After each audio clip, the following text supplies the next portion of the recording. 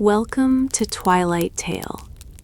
Tonight, let your breath slow, your thoughts drift, and your eyes grow heavy. In this quiet hour, we journey not through noise or urgency, but through time itself. Beneath the moonlit sands of southern Jordan lies a city carved from rose-red stone, a place where footsteps echo long after the people are gone. This is Petra, a forgotten crossroads of ancient trade, a sanctuary hidden among towering cliffs, and a city that whispers its history to those who listen closely. Tonight's tale is not meant to be rushed. There is nowhere you need to go, and nothing you need to remember. Simply allow the echoes of Petra to guide you into rest, into calm, and gently into sleep. It is said that some places do not wait to be found. They wait to be heard.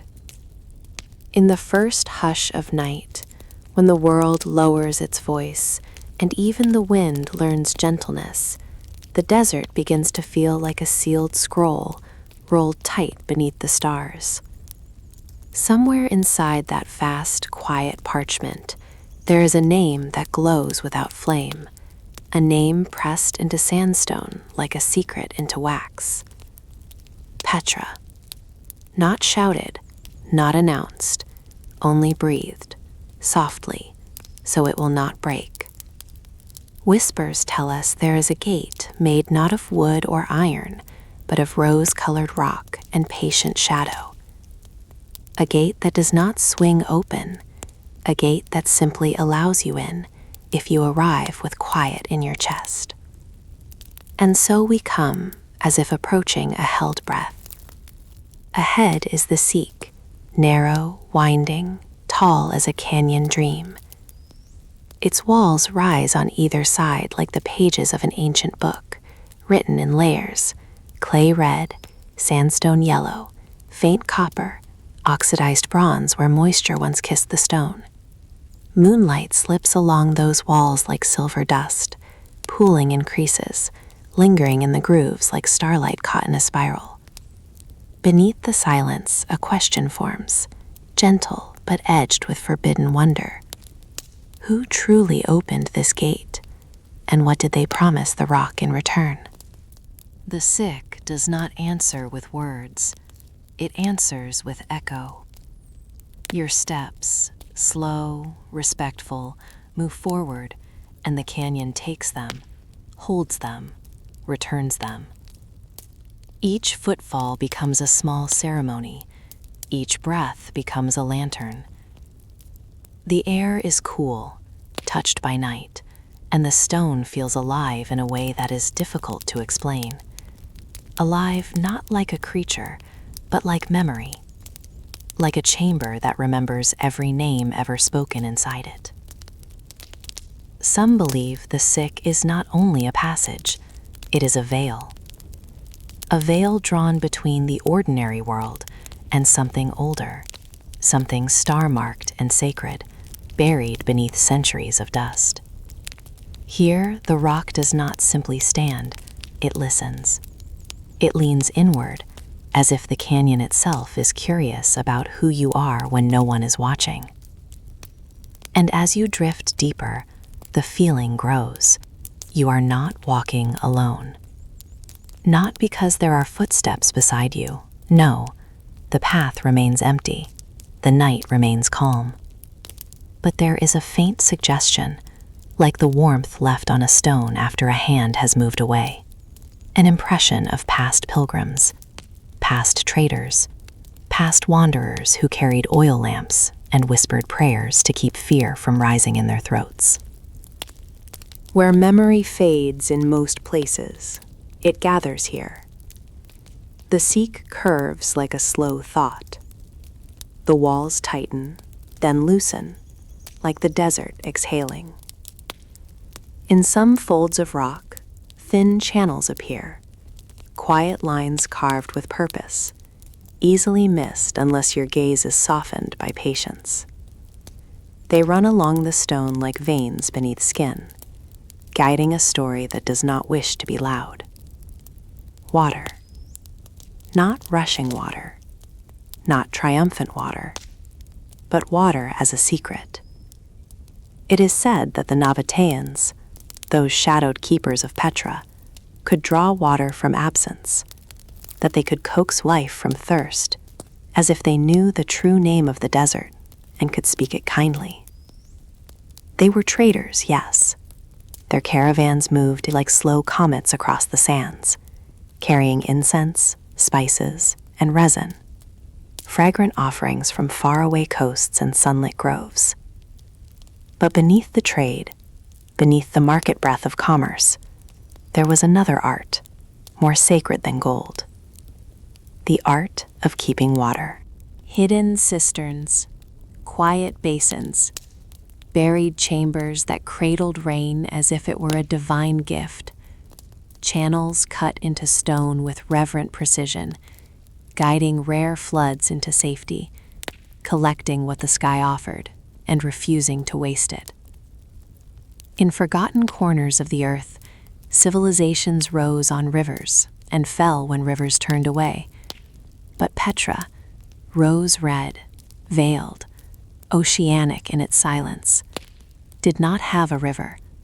It had something stranger. It had knowing.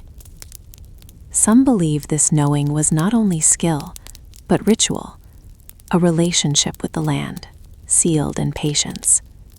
The Nabataeans listened to the rock, the way one listens to a sleeping child, careful not to wake it, careful not to demand too much.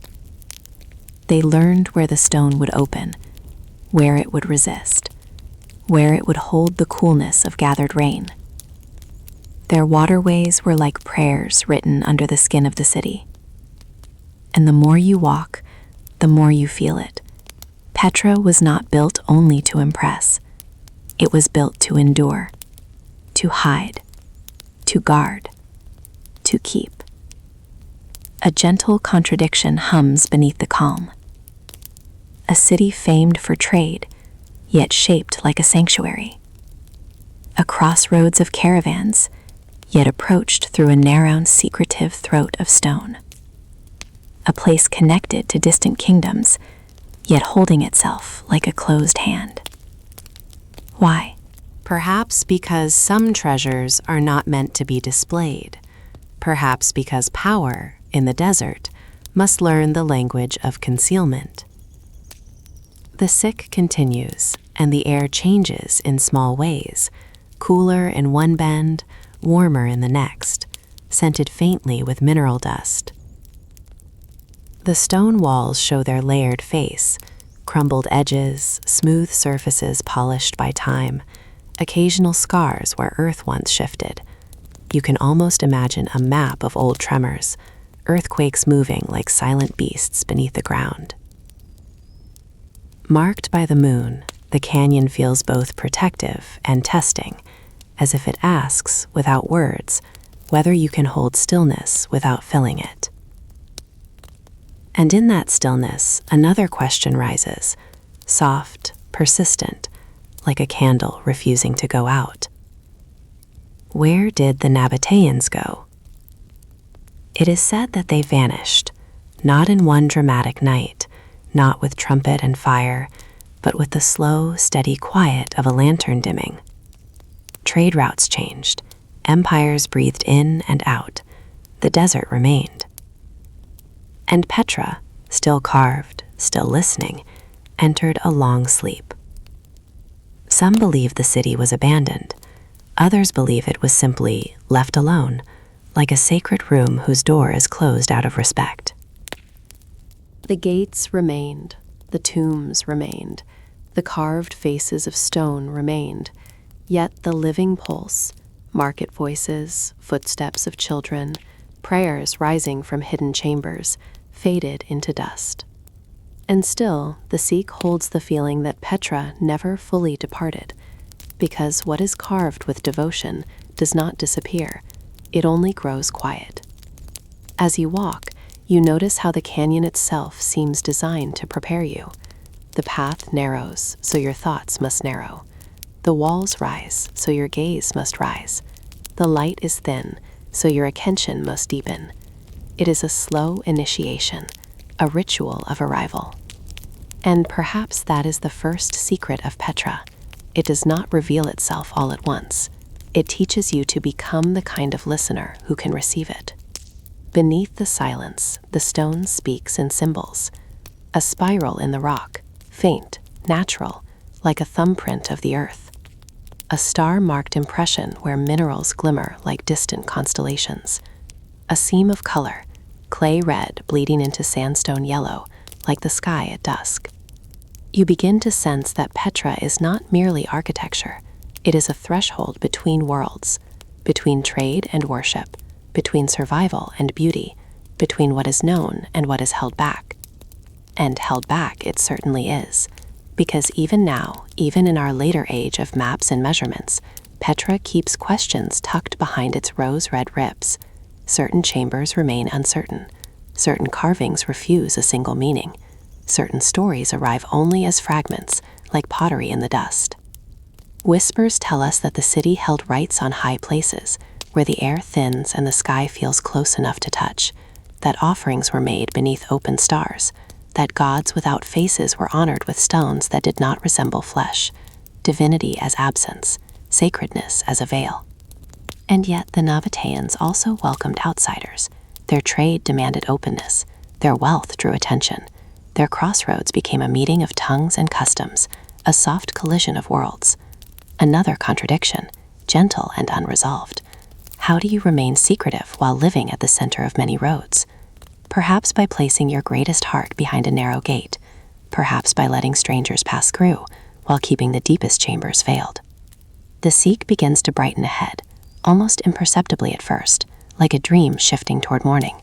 The canyon loosens, the air opens, the moonlight grows less trapped, more free. Your steps slow, as if the body senses what is coming before the mind does. And then, without warning, but with perfect inevitability, the stone corridor releases you. It is like being exhaled by the earth. Before you stands the treasury. Al-Khazneh, a facade carved from rose-red rock, lit by night so it seems to glow from within. Quiet fire, flame without heat. Columns rise, statues watch, and the entire face of the monument feels like a spell held in stone. It does not simply appear, it arrives like a revelation. You do not rush, you cannot. Wonder is a heavy, slow-moving thing. Here, the question returns, deeper now, softened by awe. Who asked the stone to become this? And what did the stone ask in return? Some believe it was a tomb. Some believe it was a temple. Some believe it held treasure once, gold, jewels, forbidden wealth. But the night suggests another kind of treasury. The treasure of endurance. The treasure of secrecy. The treasure of a city that learned to survive by listening. You stand before the treasury and feel the hush around it, the way sound seems to lower itself. Even the echo behaves differently here, as if the space demands reverence. The rock face holds the moonlight like water held in a bowl, calm and reflective. And in that calm, the mind begins to loosen its need for answers. Because perhaps Petra was never built to be solved. Perhaps it was built to be approached like prayer, slowly, respectfully, with the understanding that the most sacred things do not yield to force. They yield only to quiet attention. Beneath the silence, you sense a truth that is more feeling than fact. Petra is not abandoned. It is asleep. Its gates still listen. Its chambers still breathe cool air. Its hidden water lines still remember the taste of rain. And the treasury, this rose-red face of quiet fire, still stands, not as an explanation, but as a doorway into mystery. The chapter ends where the city begins to feel like a dream you are stepping into. Perhaps the gate does not lead inward at all. Perhaps it leads backward, into the soft, unending memory of stone. And as your eyes grow heavy, As the night gathers closer, one last whisper moves through you like dust in moonlight. Some voices only echo when we are ready to listen. Perhaps it was never meant to be found, only felt, and then carried, gently, into sleep. It is said that the desert keeps two kinds of wealth. One kind glitters briefly before it is lost to dust. The other kind does not glitter at all. It waits in silence and grows more precious the longer it is untouched. In the first hour of night, when the sky becomes a deep bowl of dusk blue and the stars begin to settle into their ancient places, Petra feels less like a ruin and more like a sleeping scripture. The Sikh has already delivered you softly into the open chamber of stone, and now ahead, the cliff holds a face that seems to glow without flame. Al-Khazne, the treasury. Marked by the moon, it stands as if the rock itself has learned to dream. At first, it is not the size that takes your breath. It is the stillness, the way the facade seems to rise out of the darkness like a calm tide, the way moonlight touches the columns and does not slide away, but lingers, like starlight on a sleeping face, reluctant to leave. Beneath the silence, a question arrives, hushed and almost forbidden. Is this truly a treasury of gold, or a treasury of silence, sealed by time, guarded by shadows? The name hangs in the air like a riddle. The cliff listens without reply. Whispers tell us that names are sometimes mistakes made by longing.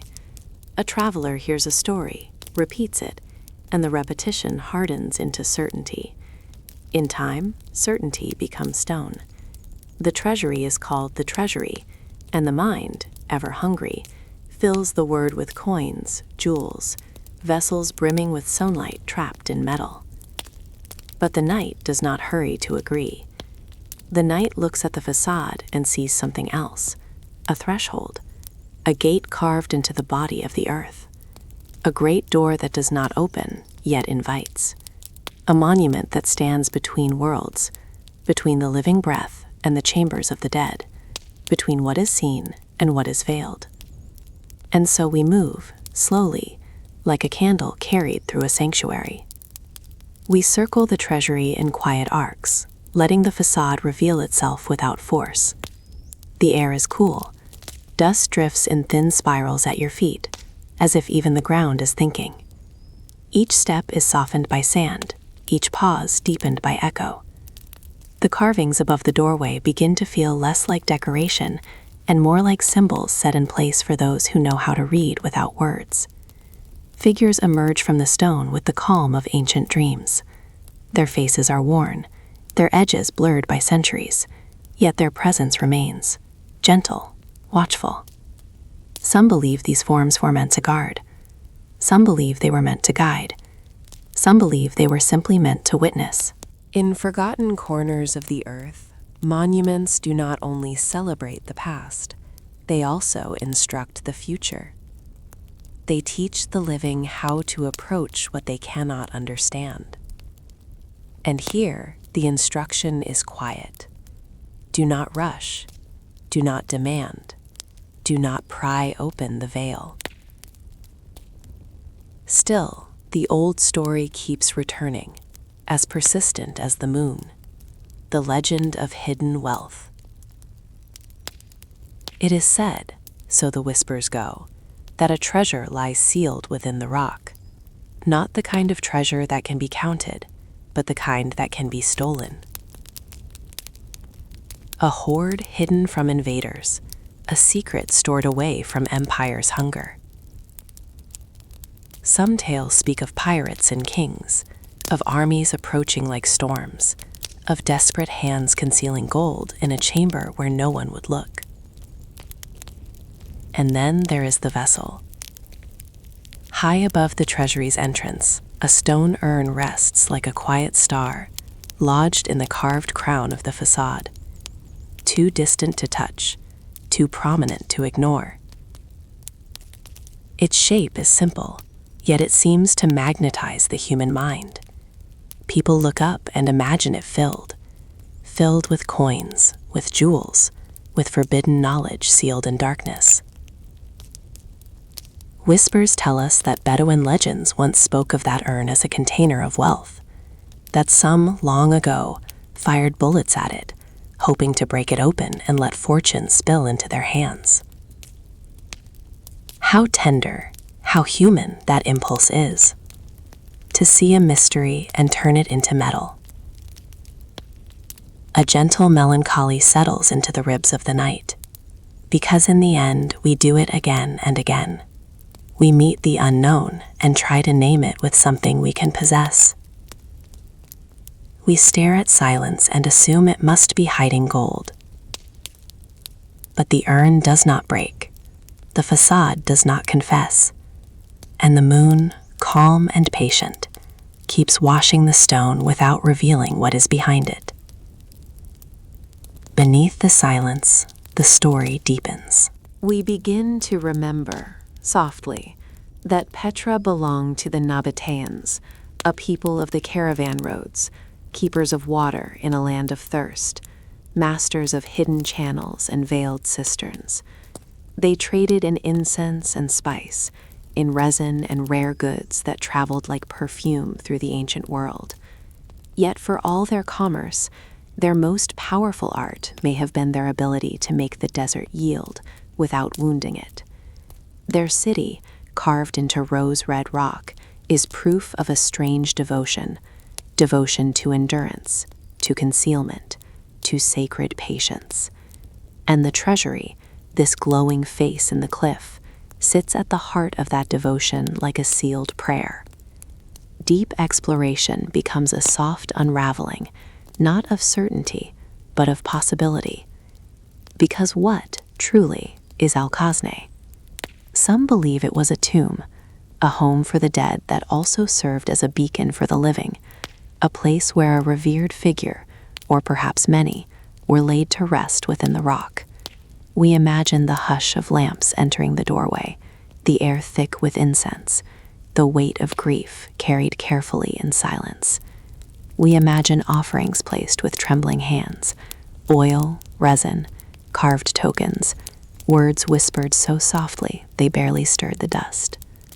Others believe it was a temple, a threshold for the sacred, an altar disguised as architecture, a place where the Nabataeans stood beneath the sky and honored gods who did not always wear human faces, gods of stone and mountain, gods of star-marked night, gods of water hidden beneath dust. Perhaps the facade was a mask for devotion, a public face of something private and veiled. And some believe it was something that refuses our single word. A place that held many functions across time, a monument reinterpreted, repurposed, renamed. A doorway that belonged to one ritual in one century, another ritual in the next. Because history, like wind, shifts what it touches. Here lies the tender historical contradiction, a building called treasury, that may have held no coins at all. Only echoes. Only breath. Only the quiet intimacy of stone and moonlight. This contradiction does not disappoint the night mind, it comforts it. Because it reminds us that the past is not obliged to be practical.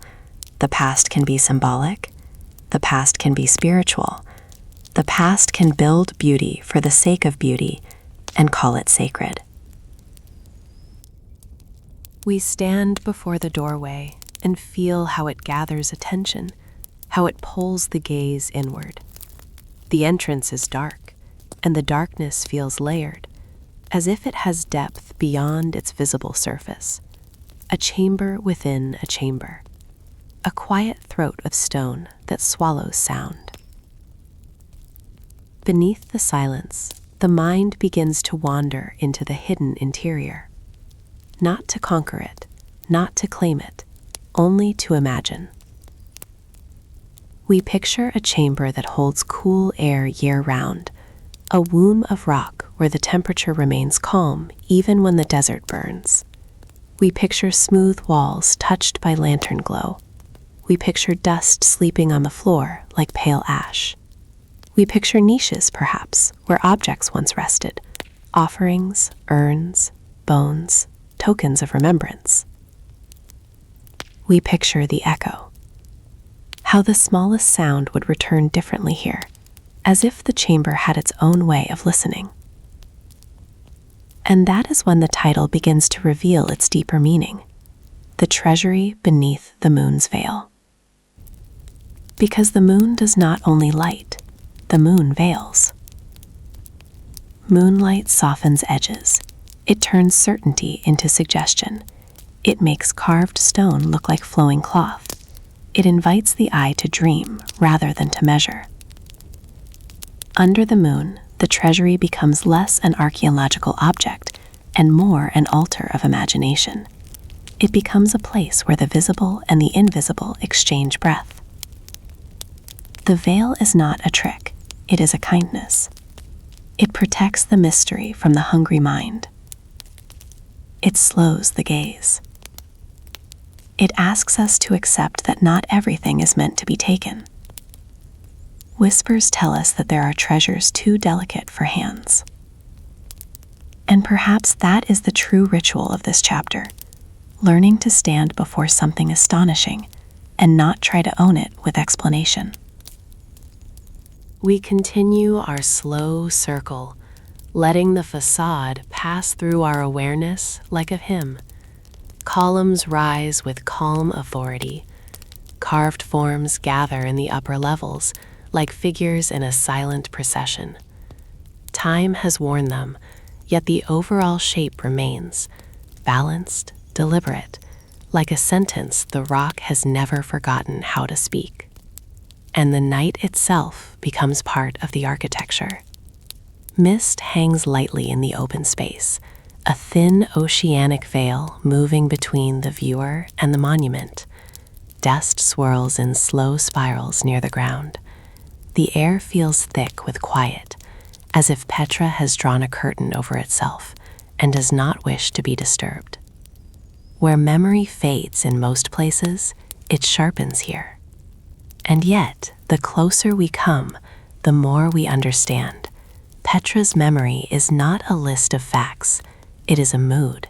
It is a sacred atmosphere. It is a sense that something happened here, something meaningful, even if the details have crumbled away. There is relief in that. Because for nighttime listening, the heart does not need a lecture. The heart needs a lantern, a path, a rhythm. And so we let the history arrive gently, like a hand resting on the forehead. We remember that Petra was a crossroads, yes, a place where languages met, where goods were exchanged, where the world's far edges touched.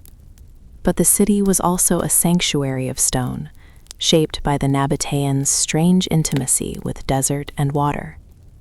A city of trade that hid its lifelines beneath rock. A city of wealth that chose a narrow gate. A city remembered for grand facades, yet built on concealed channels and cistern prayers. And the treasury, glowing beneath the moon, feels like the face of that contradiction, public beauty sheltering private meaning. At last we stop circling. We simply stand. We let the moon wash the columns until their edges blur. We let the carvings soften into dream forms. We let the urn above remain sealed, untouched, stubbornly intact, an emblem of the human desire to break open what should remain whole. And in this stillness, a quiet thought arrives, not as a moral, not as a conclusion, but as a gentle invitation. Perhaps the true treasure is what cannot be taken. Not gold, not jewels, not the thrill of solving a riddle, but a feeling, brief and luminous, held in the chamber of the heart. The feeling of standing before something ancient and accepting that it owes you nothing. The feeling of being small beneath a monument that has outlasted empires and finding peace in that smallness. It is said that some places do not reveal their secrets because their secrets are not objects, they are experiences, and experiences cannot be stolen, they can only be received. The night deepens, the air cools, the space before the treasury becomes quieter, as if the entire canyon is exhaling. We take one last look, slowly, at the facade that has been called a treasury for generations, and we allow the name to loosen its grip. Because perhaps it is not a treasury of coins, perhaps it is a treasury of silence, a vault of echoes, a chamber of breath, a moonlit veil drawn over the past so that the past can rest. And as sleep approaches, softly, like sand settling after wind, we leave the question open, as all sacred questions remain. Perhaps it was never meant to be found. Perhaps it was never meant to be opened. Some voices only echo when we are ready to listen. And under the moon's veil, the treasury continues to glow, quiet fire in rose-red rock, keeping its secrets the way the desert keeps starlight, not by hiding it, but by holding it gently until morning forgets to ask. It is said that the desert is a stern teacher. It gives no gift without asking for reverence. It offers no mercy without asking for patience. And when it does allow life to bloom, it does so quietly, like a secret kept beneath the tongue. In the first hush of night, when Petra grows still, and the rose-red cliffs drink the last pale trace of moonlight, there is an image that almost refuses to be seen, a thin thread of water, or perhaps only the memory of it, a dark line along stone, a softened groove, a faint sheen where the rock once held what it loved. If you do not slow your breath, you will miss it. If you do not listen with your eyes, it will vanish into dust. Beneath the silence, a gentle and strange question opens like a small door. How did a city of rose-red rock learn to drink from the desert without waking its wrath? Here, in this chapter of quiet ceremony, water becomes the sacred mystery, not as a roaring river, not as a crashing storm, but as an unseen presence, the hidden pulse that shaped everything Petra became. Whispers tell us that Petra was never merely carved, it was kept alive. And to keep a city alive in a land of thirst is to learn the language of absence, to take what is rare and treat it as holy, to catch the sky's brief offerings and store them as if storing starlight. So we begin the journey not with monuments, but with thirst, not with gold, but with a cool, invisible promise. We move slowly, as if walking through a dream where sound is softened and every step is cushioned by sand. The night air is calm, the canyon walls rise like a sacred hall, and somewhere along those walls, marked by the moon, there are lines that do not look like much at first glance. But these lines are not random, they are scripture. Carved channels, thin as a reed's shadow, running along the stone with patient certainty. Sometimes they disappear beneath crumbled ledges. Sometimes they reappear, faint and worn, like a sentence half erased by time. They are the first sign that Petra knew water intimately, not as a convenience, but as a vow. In forgotten corners of the earth, people built cities beside rivers. They trusted the river to remain faithful. They worshipped its seasonal return.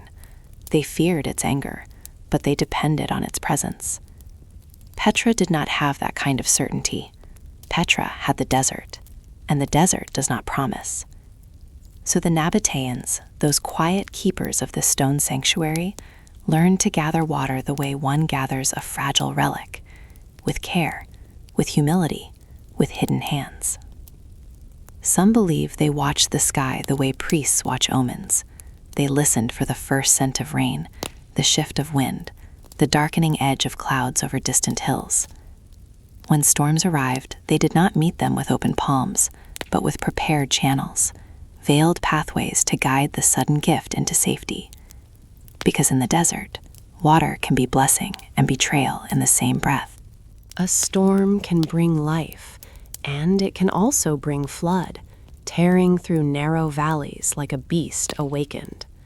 So the Nabataeans built not only to collect water, but to calm it.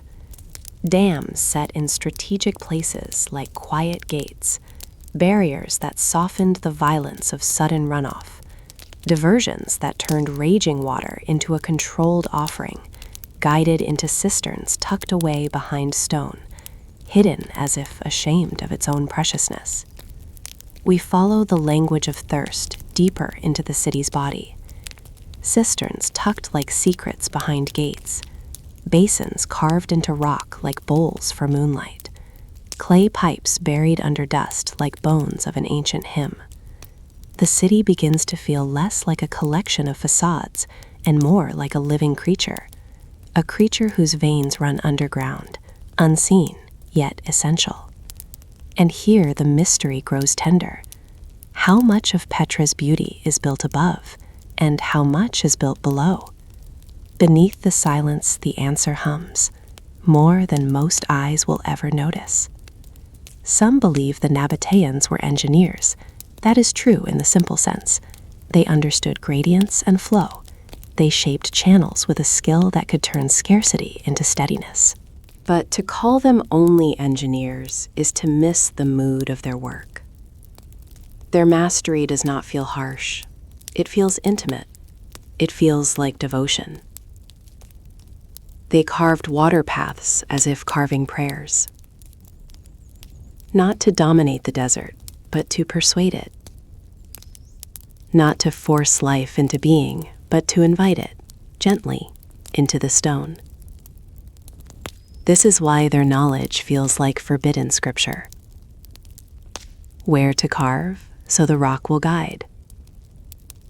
Where to seal, so the water will wait. Where to let the earth breathe, so nothing cracks under pressure. It is said that the most powerful knowledge is often the quietest. And in Petra, the quiet knowledge is water.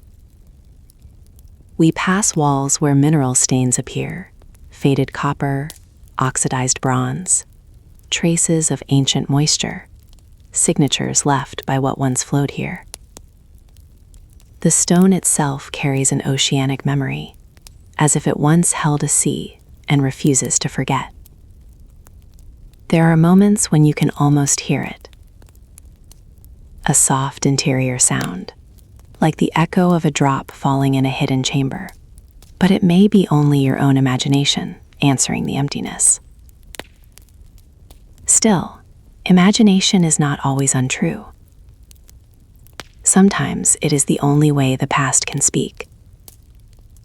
Deep exploration becomes a soft unraveling of meanings. Water is survival, yes.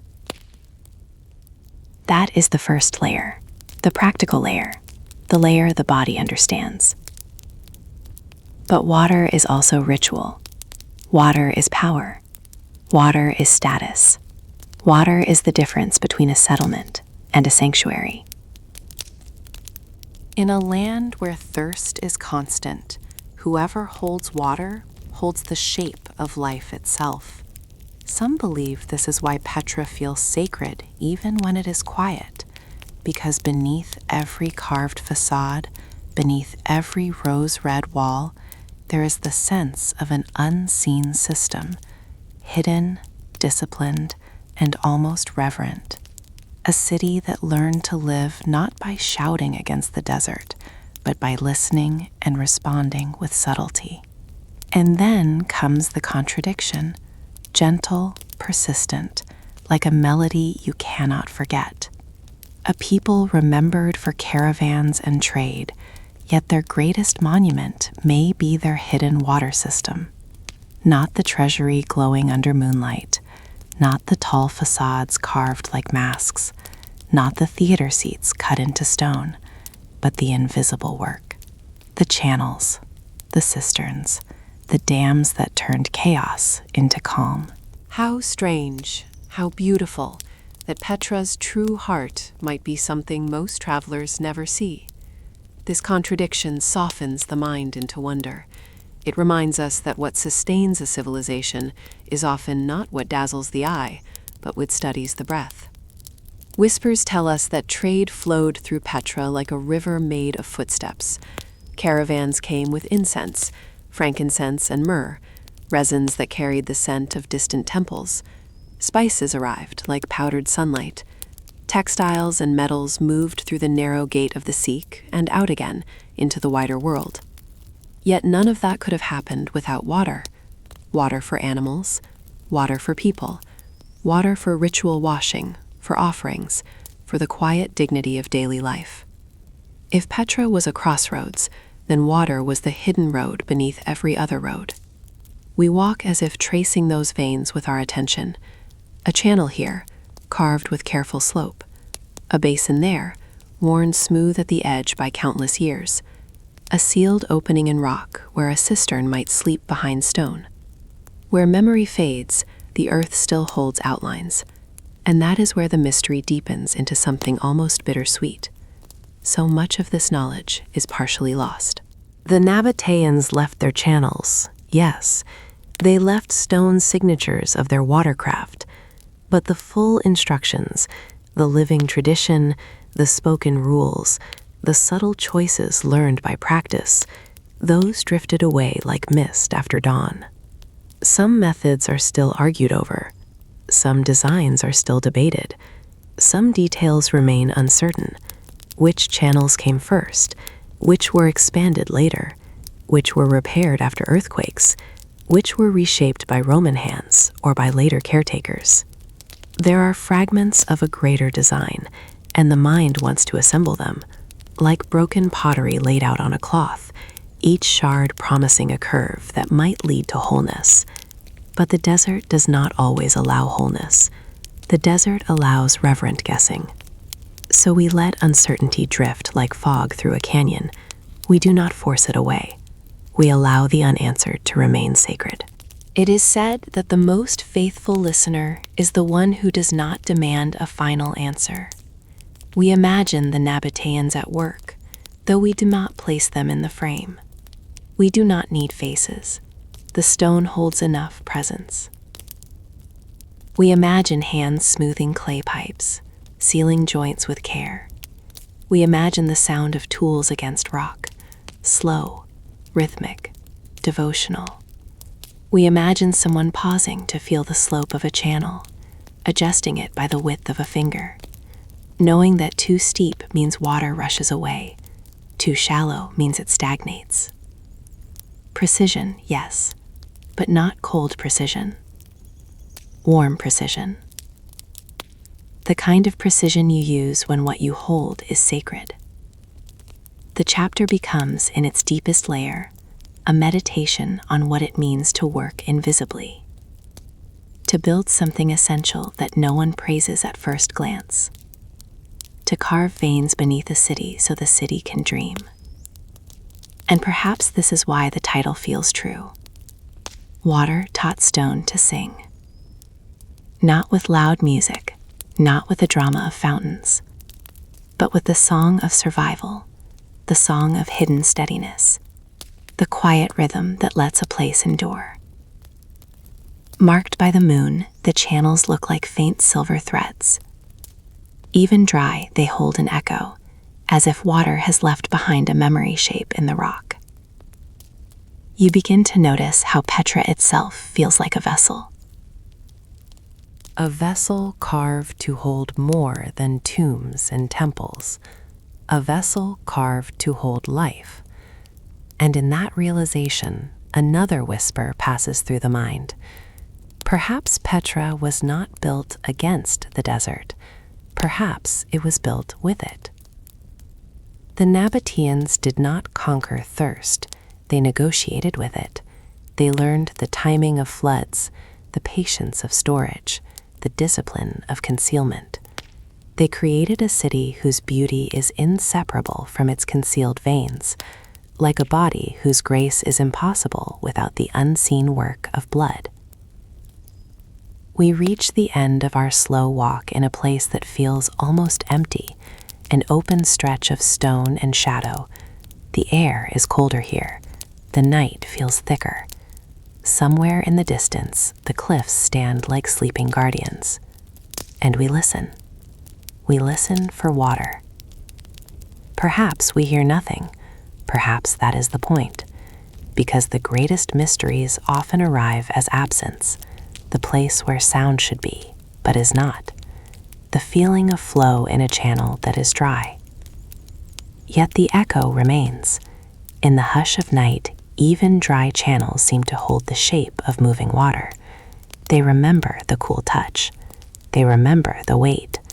They remember the way a single drop can transform dust into darkened stone. And we fall asleep knowing the desert kept a secret until stone itself learned to sing with water's breath. Perhaps it was never meant to be fully understood. Perhaps it was only meant to be honored, softly. Some voices only echo when we are ready to listen. And tonight, beneath the silence, Petra listens back. It is said that the dead do not always leave. Sometimes they remain as shape, as threshold, as a quiet architecture of absence. In the first hush of night, when Petra's cliffs darken into deep clay red, and the sky becomes a slow-breathing bowl of dusk blue, an image appears that feels both grand and intimate, like a secret written across a mountain.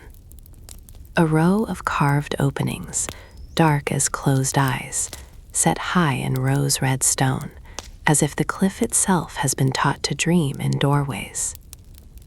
Marked by the moon, these openings do not glow, they do not call out, they simply wait, silent chambers held in the body of the rock, sacred thresholds where time has folded its hands and lowered its voice. Beneath the silence, a question rises with the softness of dust settling. Who lies behind these doors, and why did they choose eternity in a wall of sunset? There is a feeling when you face the necropolis of Petra that you are standing before a library whose books have no titles. The covers are carved facades, the pages are chambers, the stories are folded shut, and the air itself seems to know it should not pry too loudly. Whispers tell us that Petra is filled with tombs the way a night sky is filled with stars, some bright, some faint, some only imagined. They are everywhere, carved into cliffs, hidden behind bends of stone, placed high above the path like quiet watchers. Yet though they surround the city, they remain strangely private, as if each tomb is a vow kept between the living and the rock. We drift into this landscape with meditative pacing, letting each facade feel like a face we almost recognize. There is no loud sorrow here, no heavy drama, only a soft ache, gentle and persistent, the ache of knowing the past is close enough to breathe, but too far to hold. The stone is warm in color, cool to the touch. Dust gathers at the base of steps. The wind moves softly through crevices like a breath trying not to disturb anyone. And the tombs stand like silent invitations. Not to enter, necessarily, though some doorways are open, but to consider, to pause, to remember that every civilization, no matter how bright its trade or how intricate its water veins, eventually leaves behind this quiet signature, the places where it laid its beloved. In forgotten corners of the earth, the dead are placed beneath soil, and the living walk above them without seeing. Here, the dead are set within cliffs. They rise into view. They become part of the landscape, part of the city's face. It is as if Petra chose to keep its ancestors close to the sky. Some believe the Nabataean saw death not as a cold ending, but as a threshold, one more gate in a city made of gates, a door carved into rock, a passage into silence, a chamber where the soul might rest beneath the protection of stone. And so they made tombs not only functional, but beautiful. Carved columns for those who no longer walk, ornament that frames the unsaid, windows that open into darkness, as if the dark itself is a sacred view. Beneath the silence, the necropolis begins to feel like a ceremony held in stone. The facades carry echoes of architecture that traveled through worlds, shapes that hint at Egypt, at Greece, at Rome. Yet here they are translated into Petra's language, a language of sandstone, of blush and shadow, of carved lines softened by time.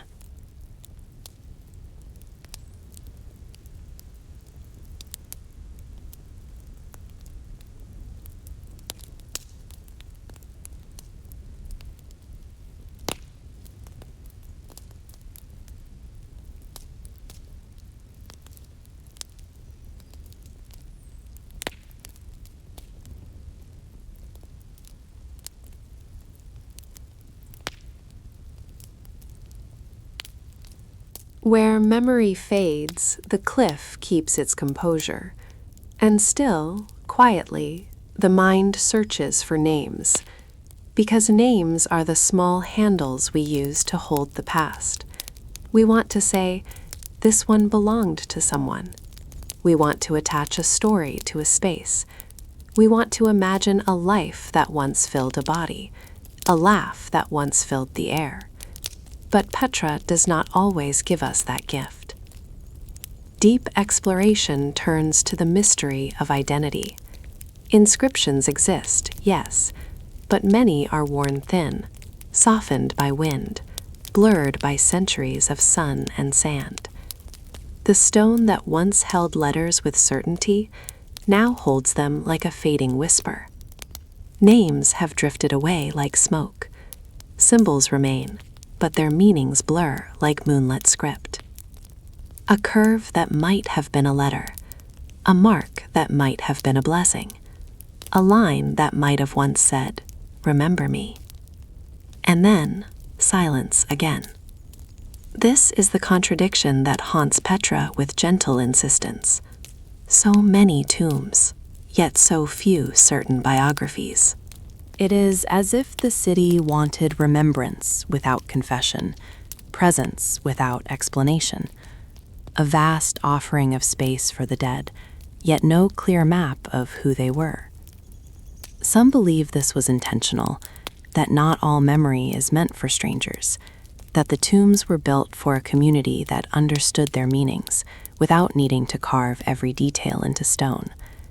A city can carry knowledge and living voices, and when the voices fade, the stone remains, but the key is lost.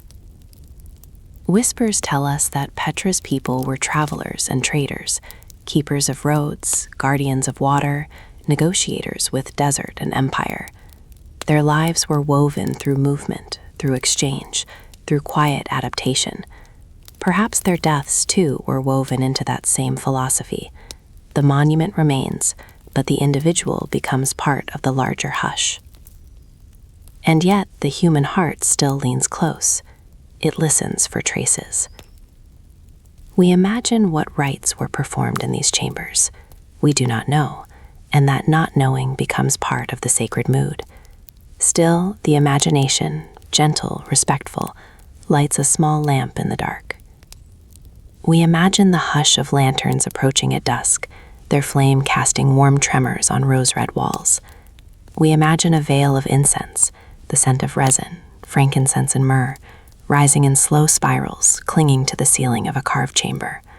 We imagine offerings laid down, small bowls, oil, perhaps woven cloth, perhaps carved tokens of love. We imagine voices speaking softly because it feels wrong to be loud in the presence of death. It is said that grief has its own architecture. Sometimes grief becomes a stone basin that holds tears. Sometimes grief becomes a carved doorway that holds absence. Sometimes grief becomes a facade so beautiful it convinces the living they have not fully lost what they loved. And Petra's tombs are full of that architecture. They do not scream, they do not demand, they simply hold. Beneath the silence, we notice how the tombs are placed, how some are clustered like constellations, how others stand alone, high and distant, reached only by steep paths and patient steps. Their placement feels like a map of importance that we can no longer read. Were the higher tombs for the more revered? Were the clustered facades for families? Were some chambers reserved for priests, for traders, for rulers, for those whose names were once spoken with weight? The rock does not confirm, the dust does not correct us. The moon only washes the cliff in pale light and lets uncertainty remain. We move past a facade whose columns are softened by time, their edges rounded like river stones. We pause before a doorway that frames darkness so complete it feels thick. The interior holds no visible treasure, only cool air and shadow.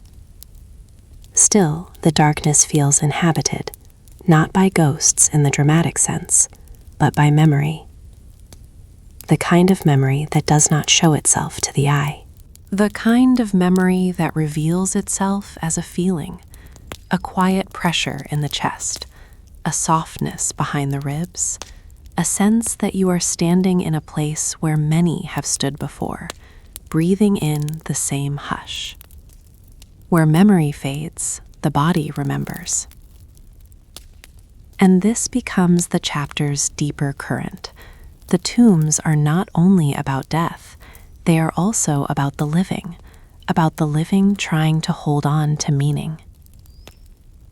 In Petra, death was not hidden, it was carved into view. It was integrated into the city's face. The living walked beneath these tombs, likely daily, and the presence of the dead became part of the landscape, like the sun, like the wind, like the rare and precious water. Perhaps that closeness made death less frightening. Perhaps it made life more sacred. Perhaps it reminded everyone that time is a gate no one escapes. Some believe this is why Petra feels like a sanctuary, because it holds both life and death in the same breath, without separating them into different worlds. The tombs are everywhere, silent chambers, sacred thresholds, yet their stories remain folded shut. This foldedness is not emptiness, it is a kind of humility, a refusal to pretend we can fully recover what was lost. Engagement comes through forbidden knowledge, not as excitement, but as reverent curiosity. What prayers were spoken here? What songs were sung, if any, beneath these carved ceilings? What words were said to ease a soul into the dark?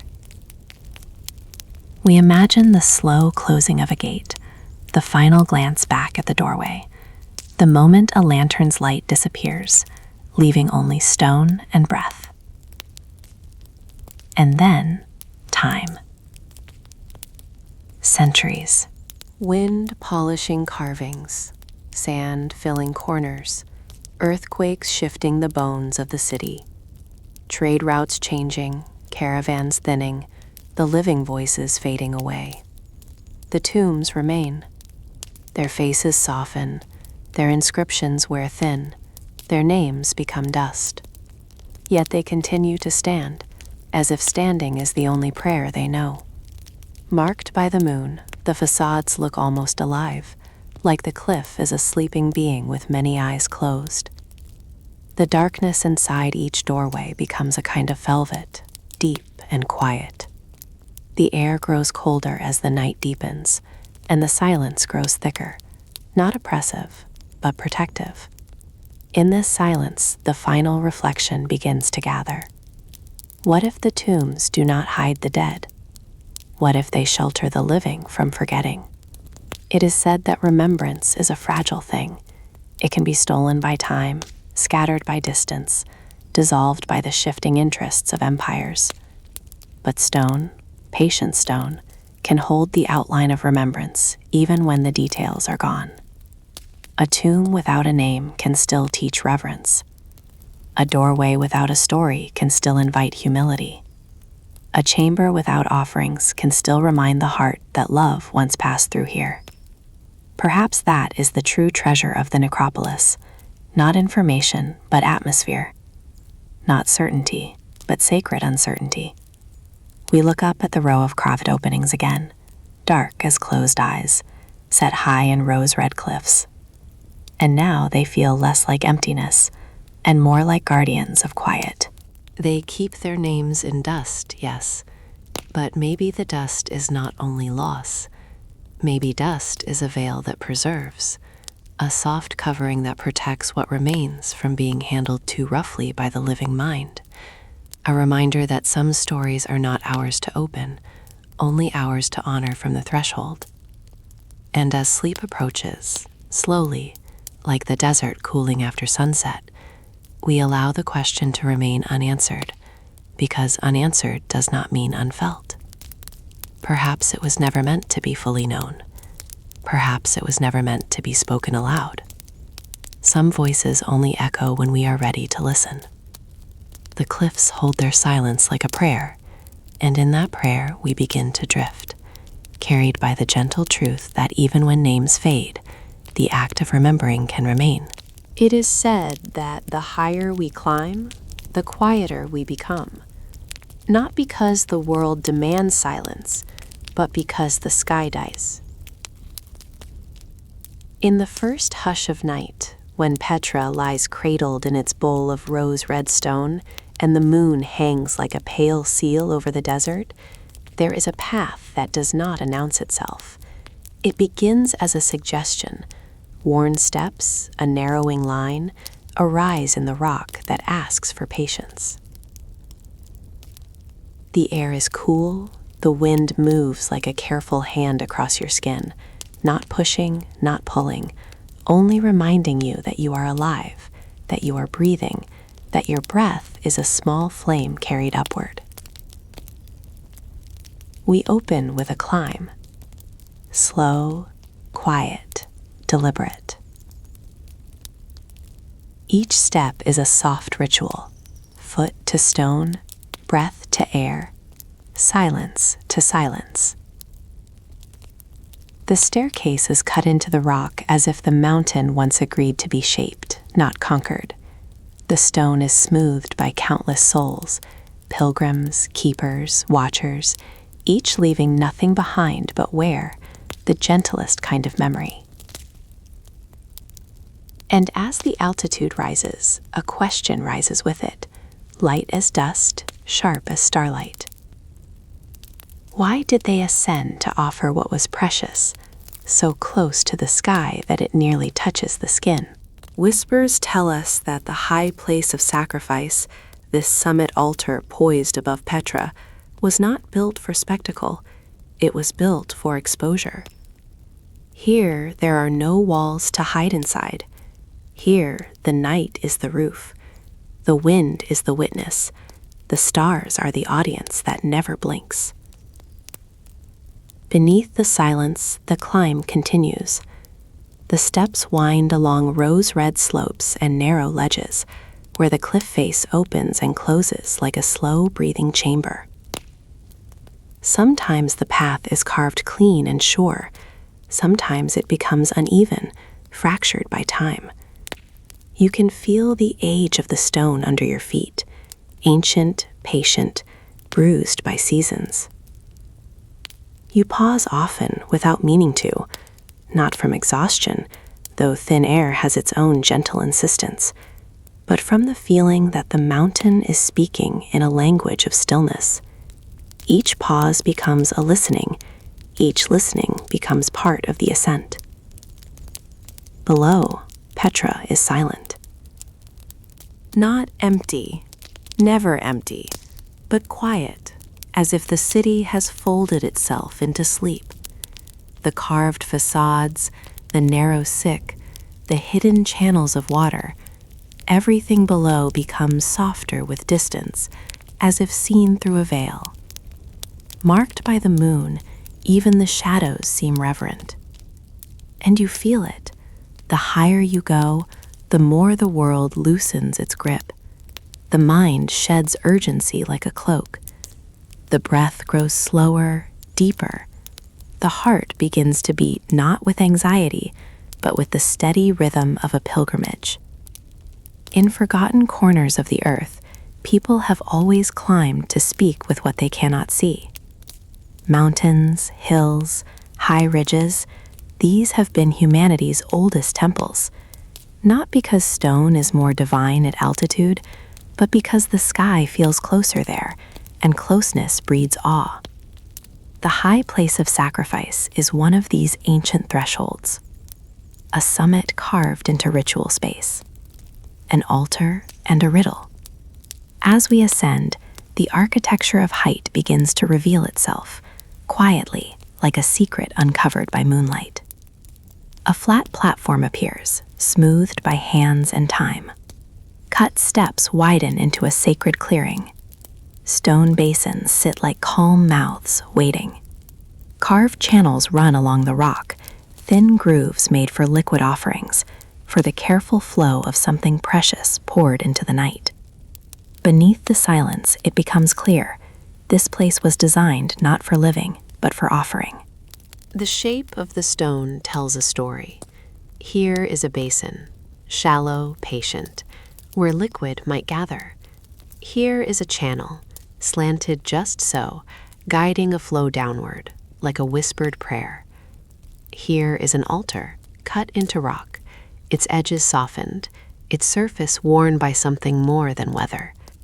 We do not rush to name what was poured here. Wine, perhaps, oil, water, blood. The truth may have shifted across centuries, changing with customs and rulers and belief, but the intention remains carved. To lift something from the human world and release it into the open sky. To bring what is precious to the place where air grows thin, where breath is felt more clearly, and every exhale seems like it could become a message. Some believe the Nabataeans came here to honor Dushara, the mountain god, the lord of stone and height, a deity whose presence might have felt strongest where rock meets sky, where the world is reduced to essentials: wind, starlight, silence. Some believe the offerings were for Al-Uza, powerful, celestial, veiled, her name drifting through the ancient Near East like incense smoke, sometimes clear, sometimes fading. And some believe they offer to unseen guardians, spirits of rock and water, protectors of hidden cisterns and carved channels, watchers of the desert's temper. The Nabataeans lived by negotiation, with thirst, with flood, with empire, and perhaps their gods were also negotiators, mediators between harsh land and fragile life. We hold the uncertainty softly. Names drift like smoke. Meanings shift like sand. The past does not always want to be pinned down. And yet, the mystery deepens without needing certainty, because the high place itself is a statement. To climb is to separate yourself from the ordinary. To climb is to enter a different kind of attention. The contradiction is quiet but potent, like a drumbeat heard through stone. A civilization so skilled at hidden water and sheltered passage also sought exposure. They built Petra's heart behind the narrow seek, veiled and protected. They carved secret channels to guide water unseen, to keep life hidden from the desert's hunger. They understood concealment. They practiced it like a sacred craft. And yet, they also carved a summit where nothing can hide, a place open to wind, open to moon, open to the indifferent gaze of stars. Why? Perhaps because humans need both. A place to protect what is fragile, and a place to expose what is sacred. Beneath the silence, you begin to feel the implied rules of this summit, even if you do not know them. Not everyone would have been allowed here. Some spaces are public. This one feels guarded, not by walls, but by effort, by the climb itself, by the thin air that asks gently whether you are willing to suffer a little for the sake of reverence. The ascent becomes a threshold test. Who may approach the altar? Who may speak? Who must remain silent? Whispers tell us that rituals often require not only offerings, but discipline, a choreography of restraint, a purity of attention. Perhaps those who came here washed before climbing. Perhaps they fasted. Perhaps they carried incense or oil in sealed vessels like small moons in their hands. Perhaps they came at particular hours, dawn, dusk, or deep night, when the veil between worlds feels thinnest. Perhaps they came when certain stars rose, celestial markers, star-marked patterns in the sky, constellations that served as silent clocks. It is said that ancient peoples looked to the heavens not only for navigation, but for meaning. The sky was their scroll, and the stars were letters they tried to read. Here, on the high place, the stars feel close enough to listen. You step onto the summit fully now. The wind meets you like cool water. It moves around the stone basins and across the altar, tracing the grooves and channels as if remembering their purpose. The air is thin, and every breath becomes a small ceremony. You inhale, and it feels like drawing in the night itself, dust and starlight and ancient hush. You look at the carved channels again, and an image flickers in the mind, not as fact, but as dream memory. A slow pouring. Liquid catching moonlight as it falls. A basin filling like a dark mirror. A channel guiding the offering away, down into rock, down into hidden veins. And you understand something tender about sacrifice, whatever form it took here. It is not only about loss, it is about release. To offer is to admit, I cannot keep everything. To offer is to say, I trust the unseen enough to let go. In forgotten corners of the earth, people have always released what they love into the unknown, through prayer, through fire, through water, through words spoken into night air. They have done it to ask for rain, for protection, for forgiveness, for meaning. And perhaps they did it simply because the heart becomes heavy when it holds too tightly. Beneath the silence, the high place begins to feel less like a site of death and more like a site of dialogue, a conversation between human fragility and cosmic indifference, a whisper offered upward, a hush returned. The altar does not speak, the basin does not explain, but the sky, vast, celestial, veiled, does something subtle. It makes your thoughts slow. It makes your questions softer. It makes you aware that certainty is not always the goal of the sacred. Engagement comes here through the forbidden edge of ritual space. This was not a casual place. Even now, in imagination, you can feel the boundary, the way the stone seems to ask for respectful distance, the way the wind hushes you if your mind becomes too loud. Who stood where? Who held the vessel? What words were spoken, if words were spoken at all? Perhaps the most important part of the ceremony was silence. Perhaps the offering was made without explanation. Perhaps the altar required not speech, but presence. Marked by the moon, Petra below is a sleeping geometry of stone. From this height, the city is softened, almost oceanic. Waves of cliff and shadow, carved spaces like shells in a coral reef of rock. You look down, and the feeling is strange and gentle. Petra is both immense and small, both eternal and fragile. A city carved to endure, yet still vulnerable to wind, quake, and forgetting. And as you stand at the summit, the chapter begins its slow fade into emotional closure. Because what remains of the ritual is not the offering itself. The offering is gone. The vessel is gone. The voices are gone. The purpose is blurred. Was it for Dushara? For Al-Uza? For unseen guardians? For the dead? For the living? For the sheer need to kneel beneath open sky? We cannot know. And perhaps that is exactly why the high place still matters. It holds the shape of devotion, even when the details have fallen away.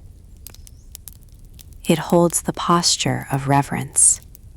Stone cut into steps, steps cut into ascent cut into the human impulse to reach upward.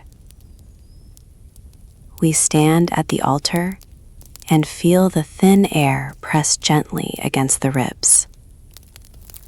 We let the wind pass over us like a blessing.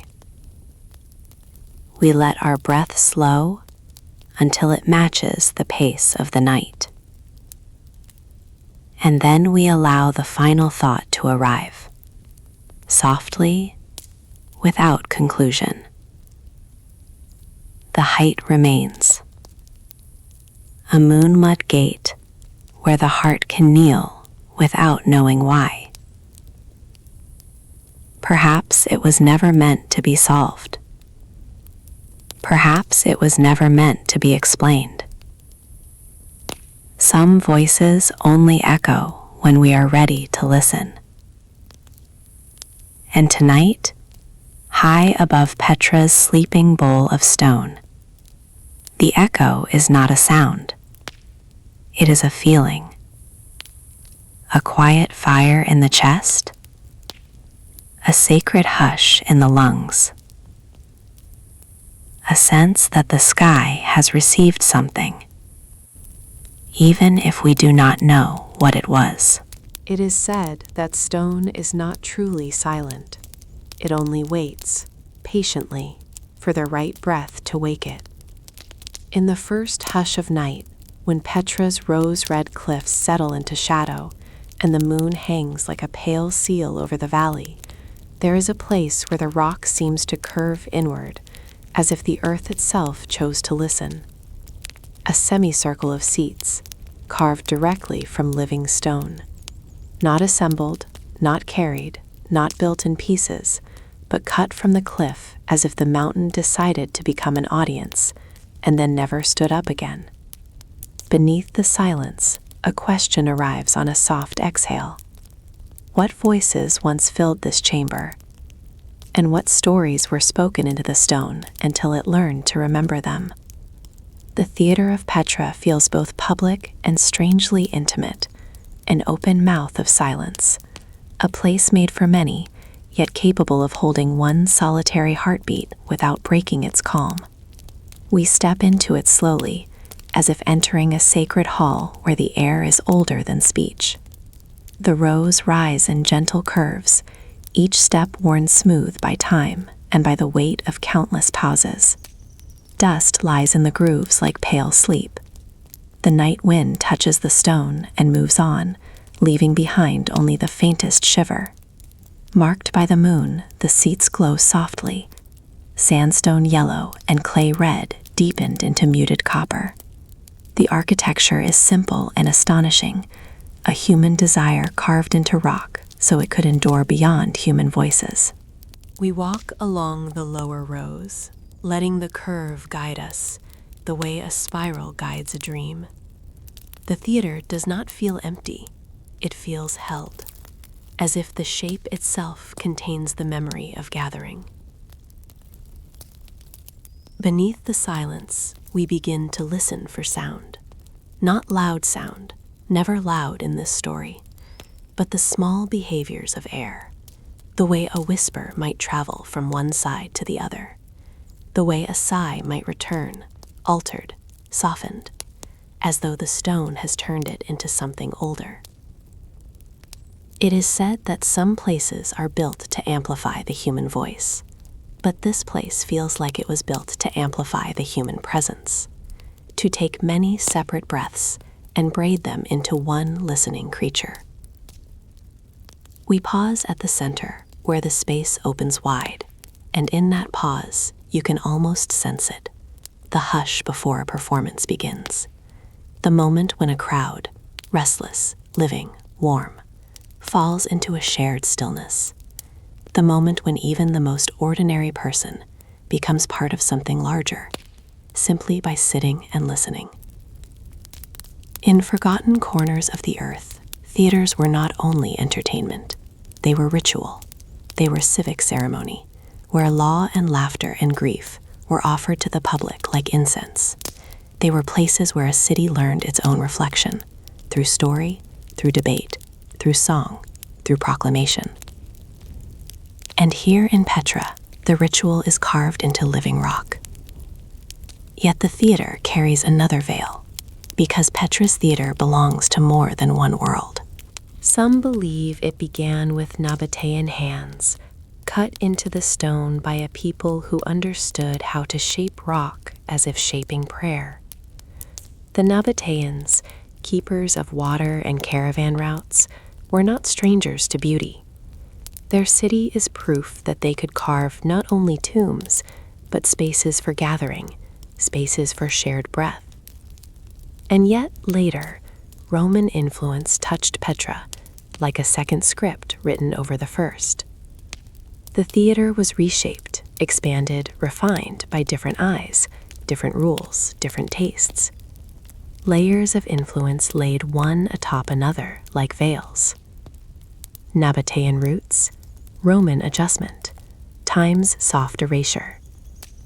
This creates a gentle historical contradiction, a theater that belongs to more than one world, yet fully to none. It is neither purely Nabataean nor purely Roman. It is a threshold architecture, like Petra itself, where cultures met, mingled, and left traces in stone. And beneath that contradiction is another quiet mystery, the performances. What was staged here? The stone does not confess. We can imagine, softly, without forcing the past into a single shape. Perhaps there were plays, comedy and tragedy carried on voices that rose and fell like waves. Perhaps there were storytellers who spoke of distant kingdoms, of gods, of caravans under star-marked skies. Perhaps there were musicians with instruments that sounded like wind caught in reed. Perhaps there were proclamations, laws spoken aloud so they became part of the city's shared memory. Perhaps the theater held civic ceremonies, announcements, negotiations, the slow weaving of communal life. Or perhaps there were religious gatherings, rituals disguised as performance, devotion offered through spoken word and song. In forgotten corners of the earth, worship and theater were never far apart. Both require attention. Both require presence. Both require the willingness of many to become still together. Beneath the silence, we begin to understand that the theater's deepest purpose may not have been any single kind of event. Its purpose may have been the act of gathering itself, many breaths becoming one, the sacred intimacy of a crowd. It is a strange intimacy, if you think about it, strangers sitting shoulder to shoulder, sharing laughter, sharing sorrow, sharing silence. For a brief time, their separate lives are braided into one listening body, and in that braiding, something happens that feels almost spiritual. The individual loosens, and the collective appears. This is why theaters can feel like temples, not because they worship a god, but because they worship the human capacity to listen. We walk higher, climbing through rows that curve like a crescent moon. Each step is worn, each edge softened. The theater's surface carries scars, cracks, chips, weathering, yet its shape remains true. And in the calm of the night, the imagination begins to paint lantern light across the stone. A warm glow, flickering, catching the faces of carved seats, soft shadows moving like slow dancers along the steps. The hush of anticipation, thick as velvet. We imagine the moment before the first voice speaks. The crowd has arrived. The city is gathered. The air is full of quiet expectations. Somewhere in the darkness, behind a stage area, perhaps once framed by wooden structures long gone, someone inhales, preparing to become more than themselves. This is where the title begins to reveal its deeper meaning. The theater where echoes wear ancient masks. Because in a theater, a mask is not only an object, it is a transformation. It is the turning of one voice into another, one life into a story, one person into a symbol. And in Petra, the masks may now belong to the echoes themselves. The actors are gone, the scripts are gone, the names are dust. Yet the theater remains, and the echoes, when they come, feel like remnants wearing the shapes of what once was. A laugh imagined, a chant half heard, a proclamation that dissolves before it becomes meaning. Echoes are the theater's last performers. They take whatever sound you offer, footstep, whisper, breath, and return it to you altered, as if wearing a costume of time. Beneath the silence, engagement arrives not as suspense, but as longing. Last scripts. Unnamed actors. Stories evaporated so completely that even their outlines are uncertain. There is implied forbidden knowledge here. Words that once moved hearts are gone, and we can only guess their contours. Not because the past wants to torment us, but because the past is fragile, and language is one of the first things time dissolves. Stone preserves shape. Stone preserves space.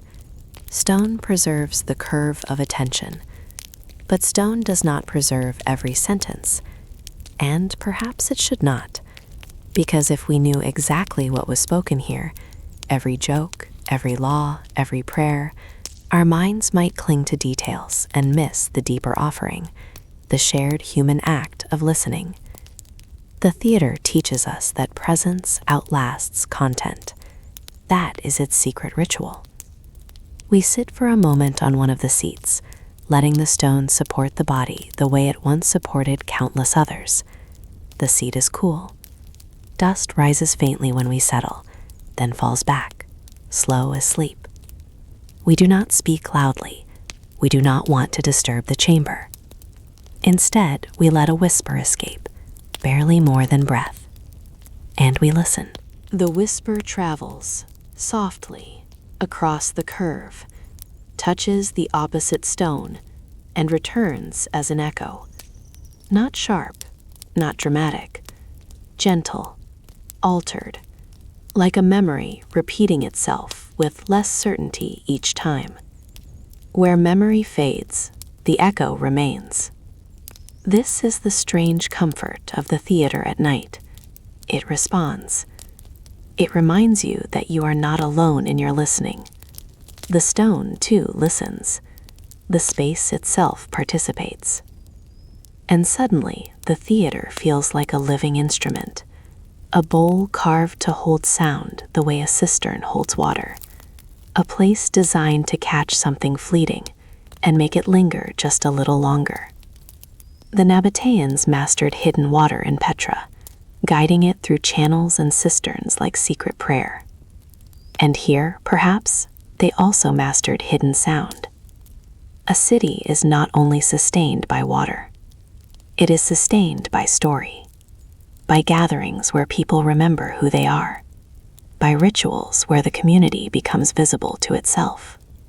The theater, then, becomes part of Petra's unseen lifeblood, another kind of channel, not for water, but for meaning. We look around again at the semicircle, the carved rows rising like waves frozen mid-motion.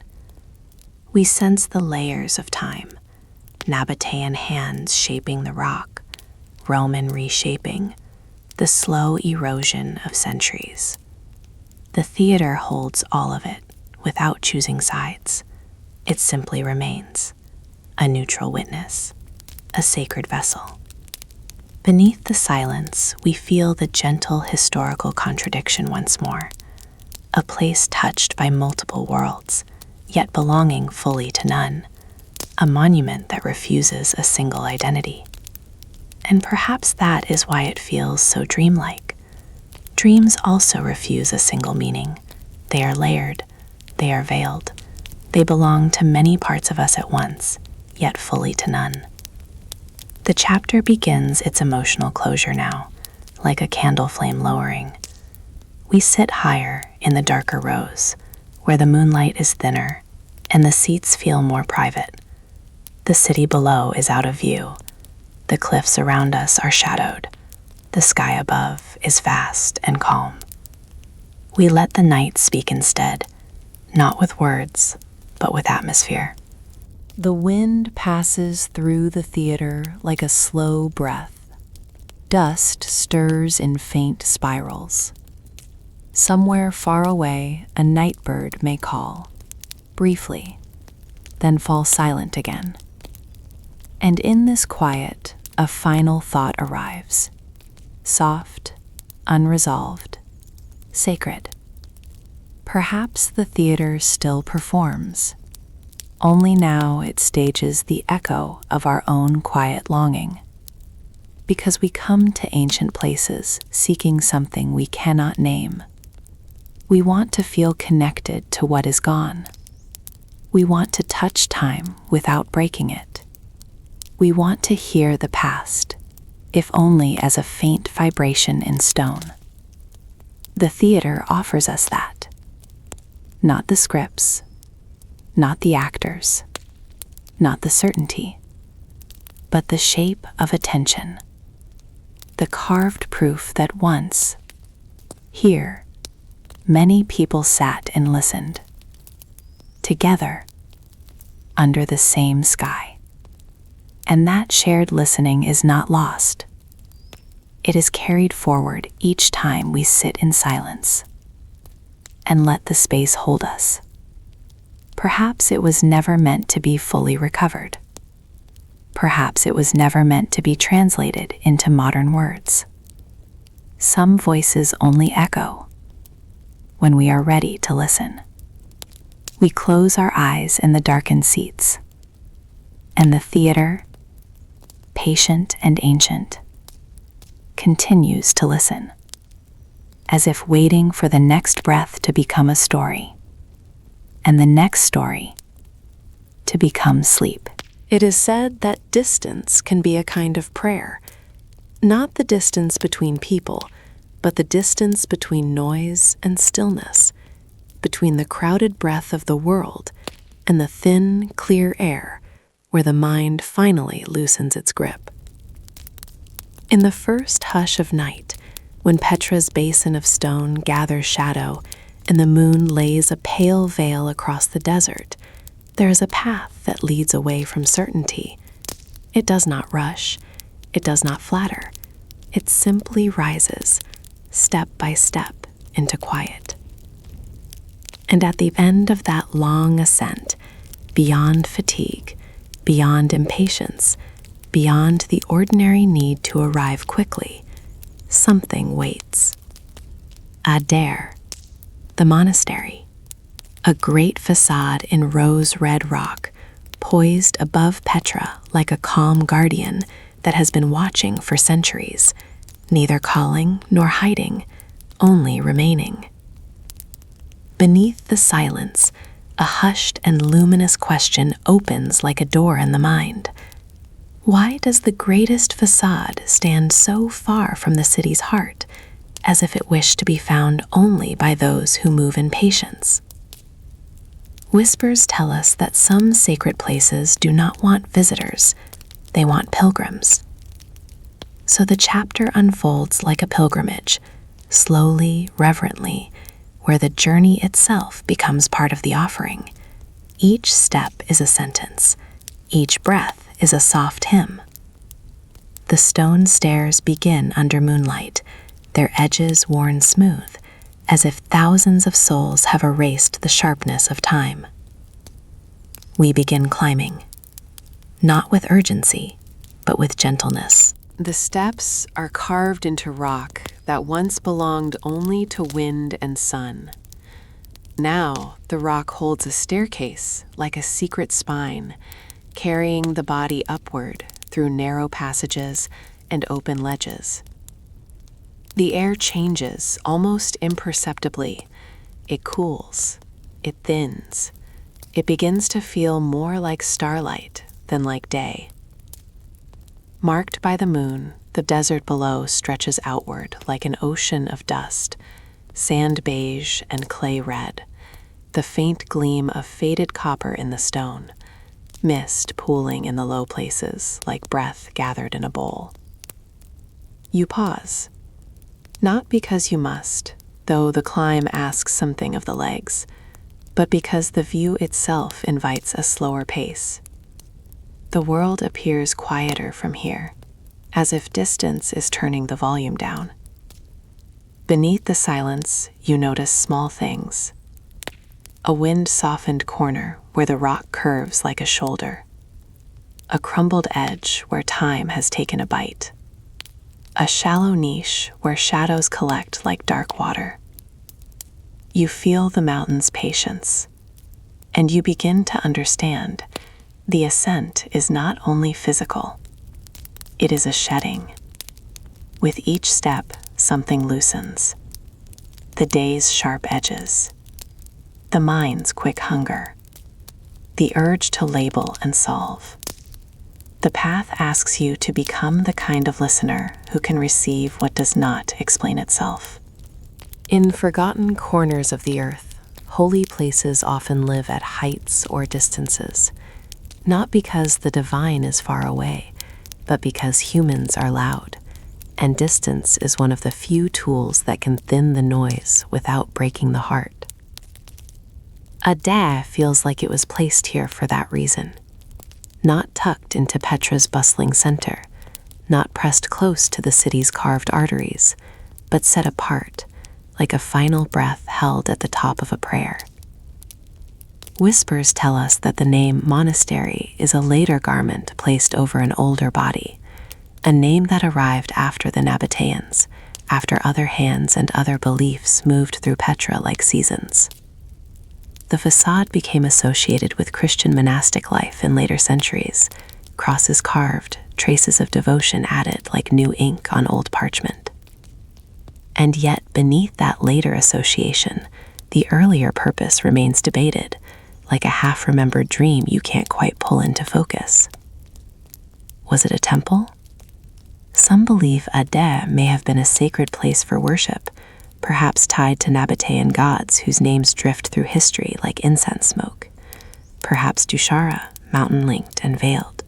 Perhaps Aluza, celestial and powerful. Perhaps unnamed guardians of stone and water. Was it a tomb?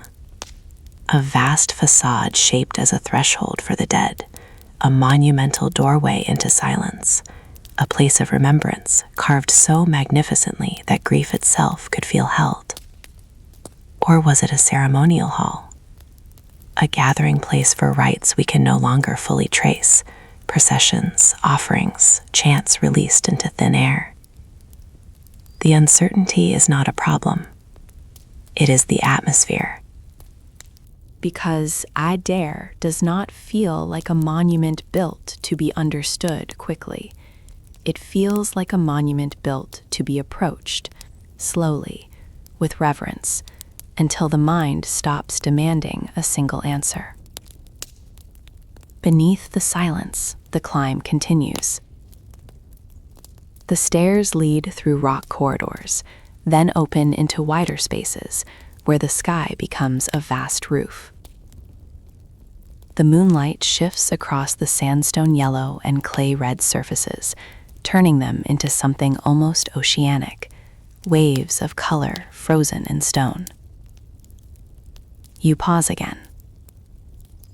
The desert wind moves through the passage like a soft breath. Dust lifts in faint spirals, then settles, as if the earth is exhaling.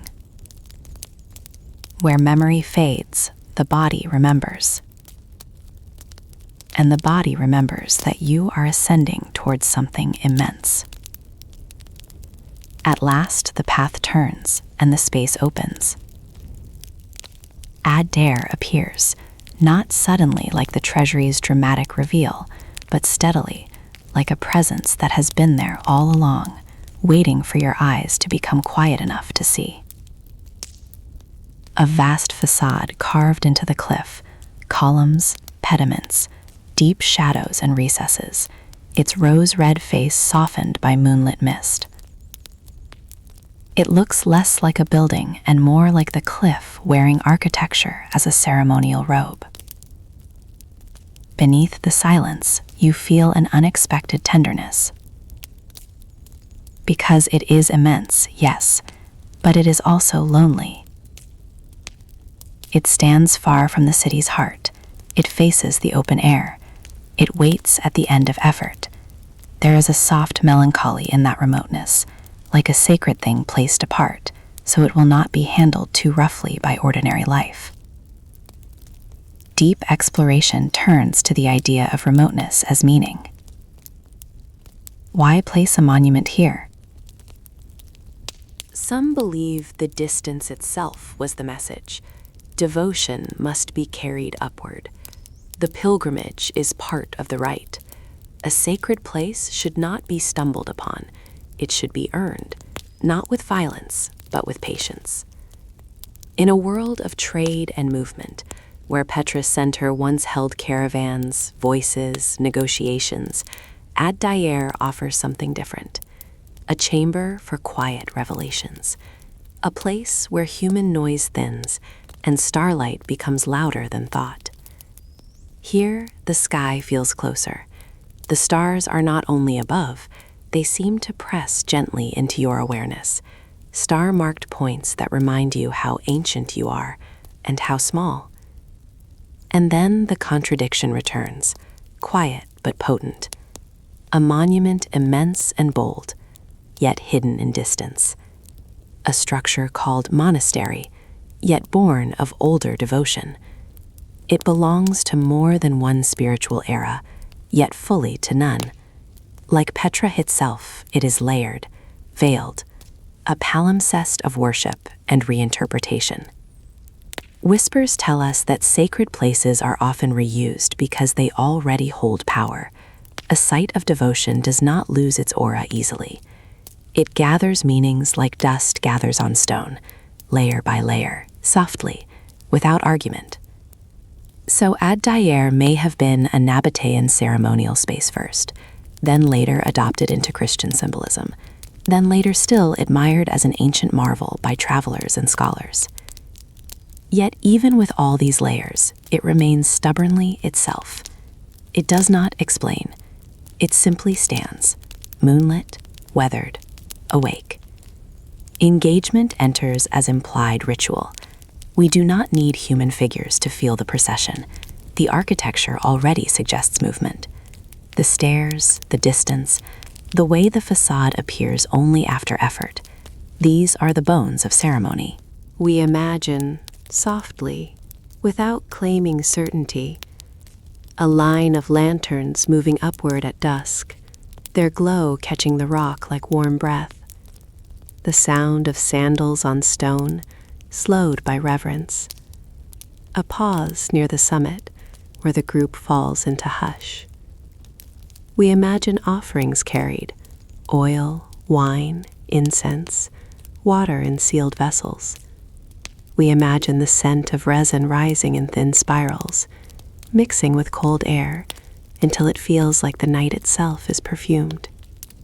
We imagine a song, not loud, not triumphant, something steady and low, carried upward and released into the open sky. And we suggest forbidden knowledge.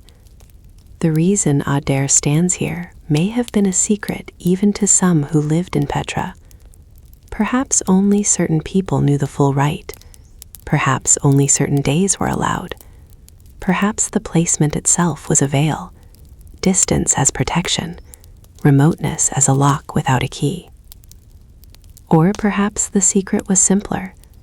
Perhaps the builders understood something about the human mind, that awe requires space, that wonder requires quiet, that the sacred needs room to breathe. Beneath the silence, you step closer to the facade. The rock texture becomes vivid, real, granular, scarred by time.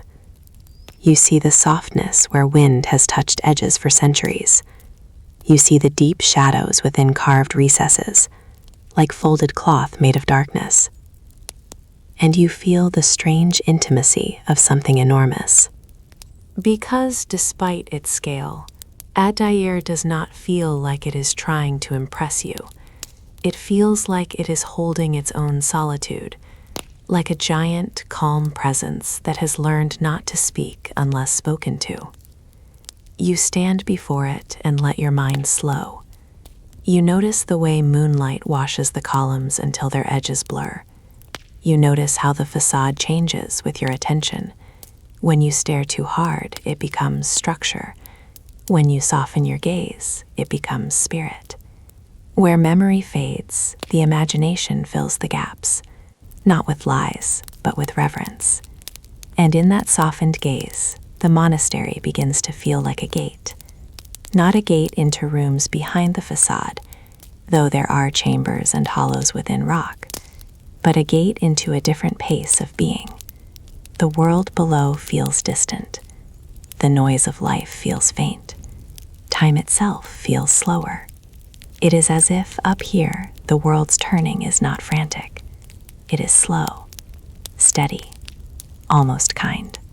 This is the heart of the title, the monastery above the world's slow turning.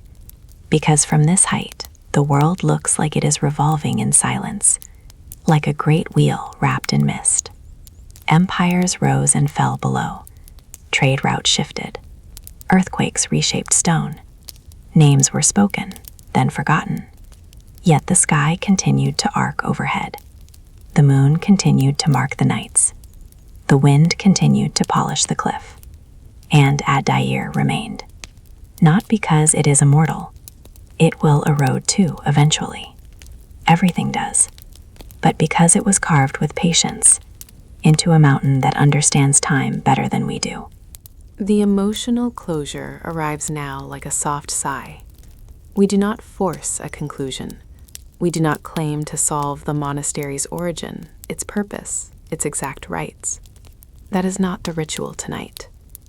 Tonight, the ritual is standing before something that refuses to explain itself, and letting that refusal become peace. Some sacred places are not meant to be decoded. They are meant to be felt. You step back, just a little, and look at the facade again. It glows faintly under moon haze. Clay red deepened into quiet ember.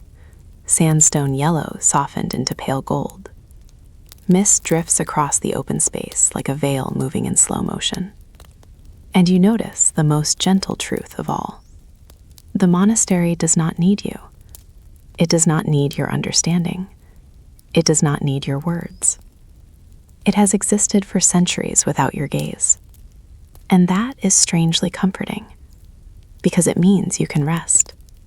You can simply be here, breathing, letting the thin air calm you, letting the height press your thoughts into stillness, letting the sky become a ceiling of quiet.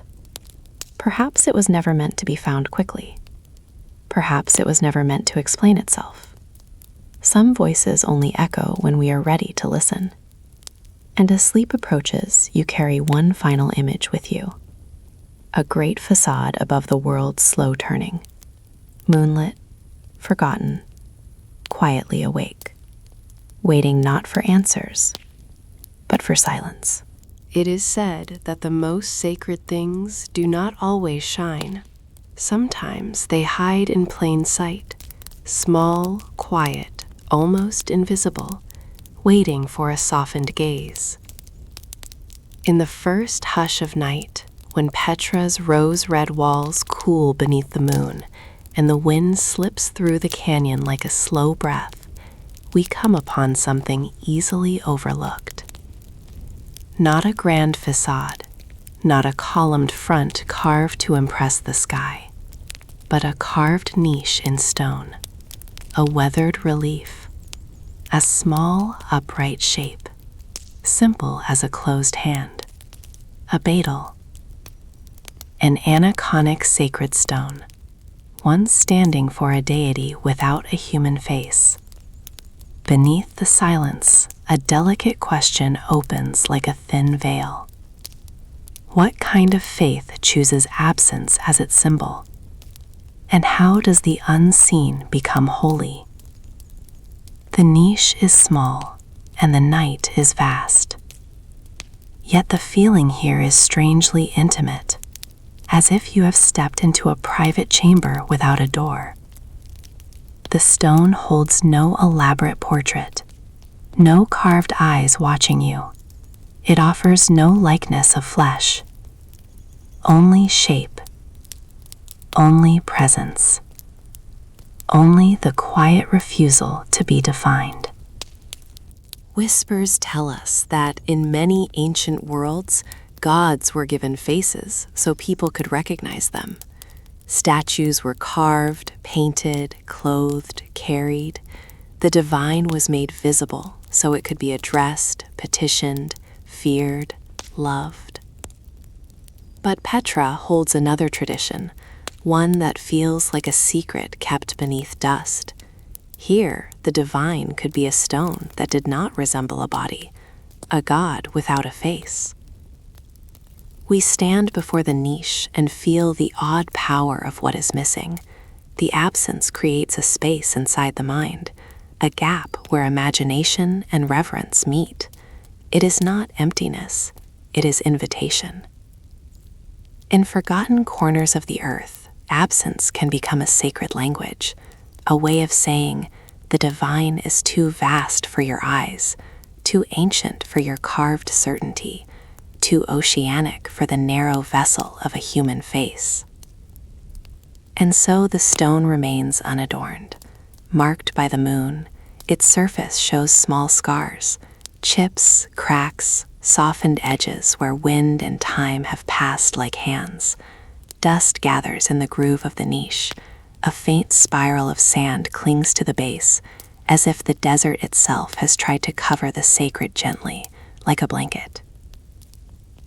This chapter moves through Petra's spiritual fragments, altars, niches, quiet corners where devotion once rested like a shawl on the shoulders. We do not chase a single temple. We do not demand a single doctrine. Petra's holiness feels scattered, tucked into the folds of stone as if it was never meant to be gathered into one loud center. We drift along rock walls and find another niche, another carved recess, another small platform worn smooth by offerings that are long gone. Some are high, placed where the eye must lift. Some are low, placed where the hand can reach. Some are hidden behind turns in the canyon, as if reserved for those who knew where to look. Beneath the silence, we begin to sense the Nabataean pantheon, not as a rigid list, but as windwords moving through time. Dushara, a name that feels like mountain shadow and stone heat, a god often linked to peaks and high places, to the strength of rock and the hush of altitude. It is said that Dushara's presence was felt most strongly where the earth rises toward the sky, where breath thins and thought slow. Al-Uzza, a name that carries celestial weight, powerful, veiled, shimmering at the edge of history like a star behind mist. Some believe she was honored with offerings that spoke to fertility, protection, the mystery of life blooming in harsh places.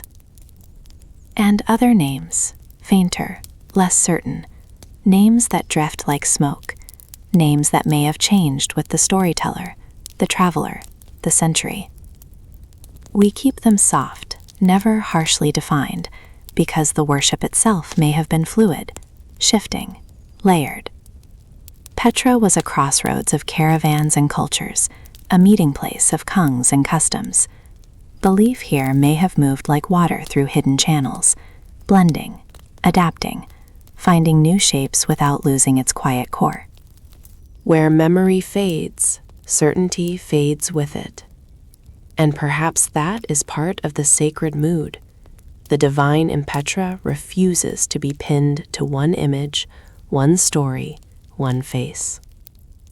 Deep exploration lingers on the sacred contradiction that makes Petra feel like a dream you cannot fully wake from. In a city celebrated for ornate facades, some of its holiest objects were simple stones, not carved into human likeness, not given elaborate features, not decorated to satisfy the eye, silent, unadorned, refusing the likeness of flesh. This contradiction becomes emotional symbolism, because the human instinct is to make the divine familiar, to give it a face so we can look at it and say, "There, I know you." But the Betel says no. It says the divine is a veil, the divine is a gap in certainty, the divine is felt more than seen.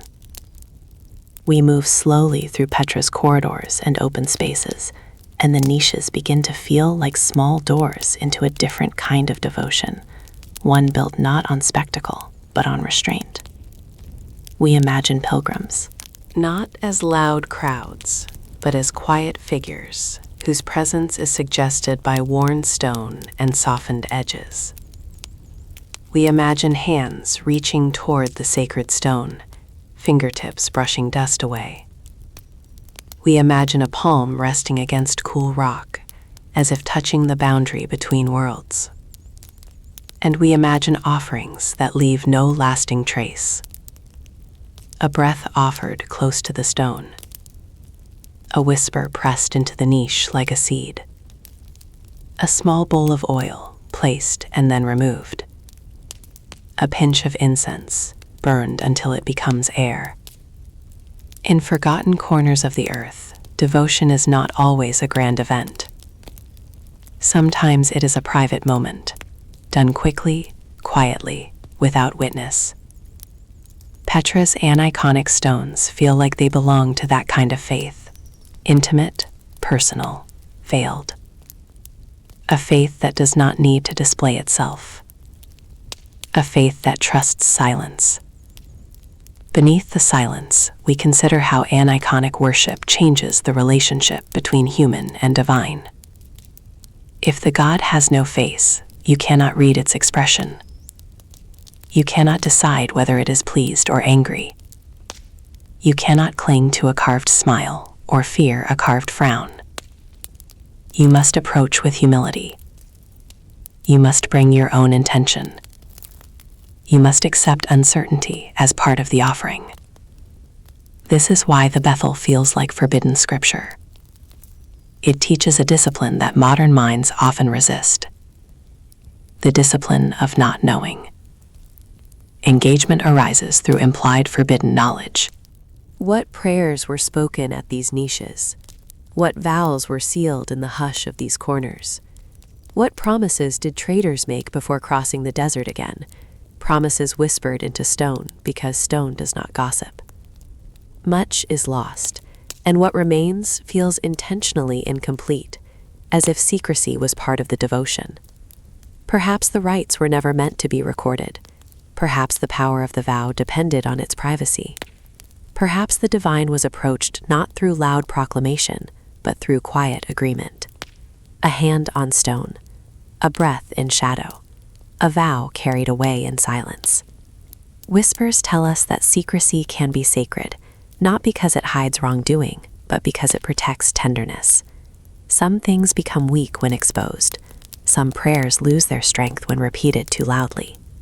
So the Nabataeans may have kept their deepest devotions veiled, even as their city displayed grandeur to the world. A facade for travelers, a niche for the soul. And in that duality, Petra becomes even more mysterious, a place that welcomed commerce and strangers, yet held private chambers of meaning that did not belong to outsiders. We move onward, and the niches appear again and again, small interruptions in the rock face, like punctuation marks in a long sentence. Each one invites the same quiet pause. Each one asks, will you notice the small sacred thing, or will you walk past chasing the grand? Marked by the moon, the rock glows softly, and the beetle, simple, upright, casts a small shadow that feels larger than it should, because absence has weight. A god without a face does not mean a god without presence. Sometimes it means the presence is too strong to take a shape you can hold. Deep exploration becomes a meditation on veils. A veil is not only a cover, it is a boundary, a gentle line that says, you may come close, but you may not possess. The aniconic stone is a veil in the form of a symbol. It gives you a point of contact without giving you an image to consume. It invites reverence without feeding certainty. And that, perhaps, is why it endures. Faces erode, features crumble, sculptures break. But a simple stone, an abstract presence, remains meaningful even when time has worn it down. Its holiness does not depend on detail. Its power is in its refusal to be reduced. Where memory fades, the betel still makes sense, because it speaks in the oldest language of all, the language of presence. We sit for a moment near one of these niches, letting the night settle around us. The canyon wind is gentle. Dust drifts in faint spirals across the ground. The sky above is star-marked, and the stars feel distant but attentive, like silent witnesses in a sacred hall. The mind begins to soften. The need to categorize loosens. The question remains, but it grows quieter. How does the unseen become holy? Perhaps by being felt in the body, gooseflesh in the cool air, breath slowing in the hush. Perhaps by being sensed in the environment, silence thickening, light turning soft. Perhaps by being honored through restraint, through the refusal to carve a face, through the acceptance of mystery. It is said that the most powerful presence is the one that never takes a form you can fully grasp, because what you can fully grasp can also be fully dismissed. But what remains veiled, what remains uncertain, continues to work on the heart like a slow song. The final reflection arrives like a candle dimming.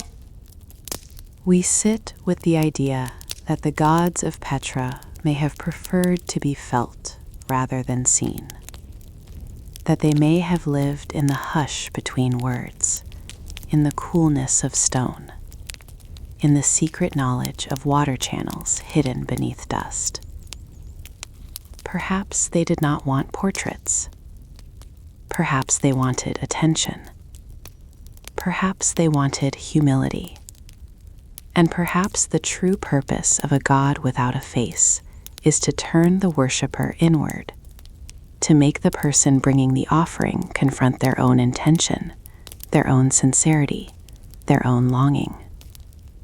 Because when there is no face to look at, you must look at yourself. Beneath the silence, the niche remains. The stone remains. The dust gathers and settles again, like time exhaling. We do not leave with answers. We leave with a softer mind. Perhaps it was never meant to be fully known. Perhaps it was never meant to be pictured. Some voices only echo when we are ready to listen. And as sleep approaches, we carry the gentlest truth into the dark. Sometimes the most powerful presence is the one that never takes a face, only an echo in stone. It is said that some cities do not fall. They do not shatter in one loud night. They do not burn into ash beneath a single conquering flame. They simply soften. They dim like a lamp that has been left unattended, until one morning the room feels different, and no one remembers exactly when the light went out. The opening image is Petra at dusk, rose-red stone warming under the last breath of sun. The cliffs glowing like embered clay, the carved faces of monuments holding their color as long as they can. The sick, narrow and veiled, still cradling the day's heat in its shadowed ribs.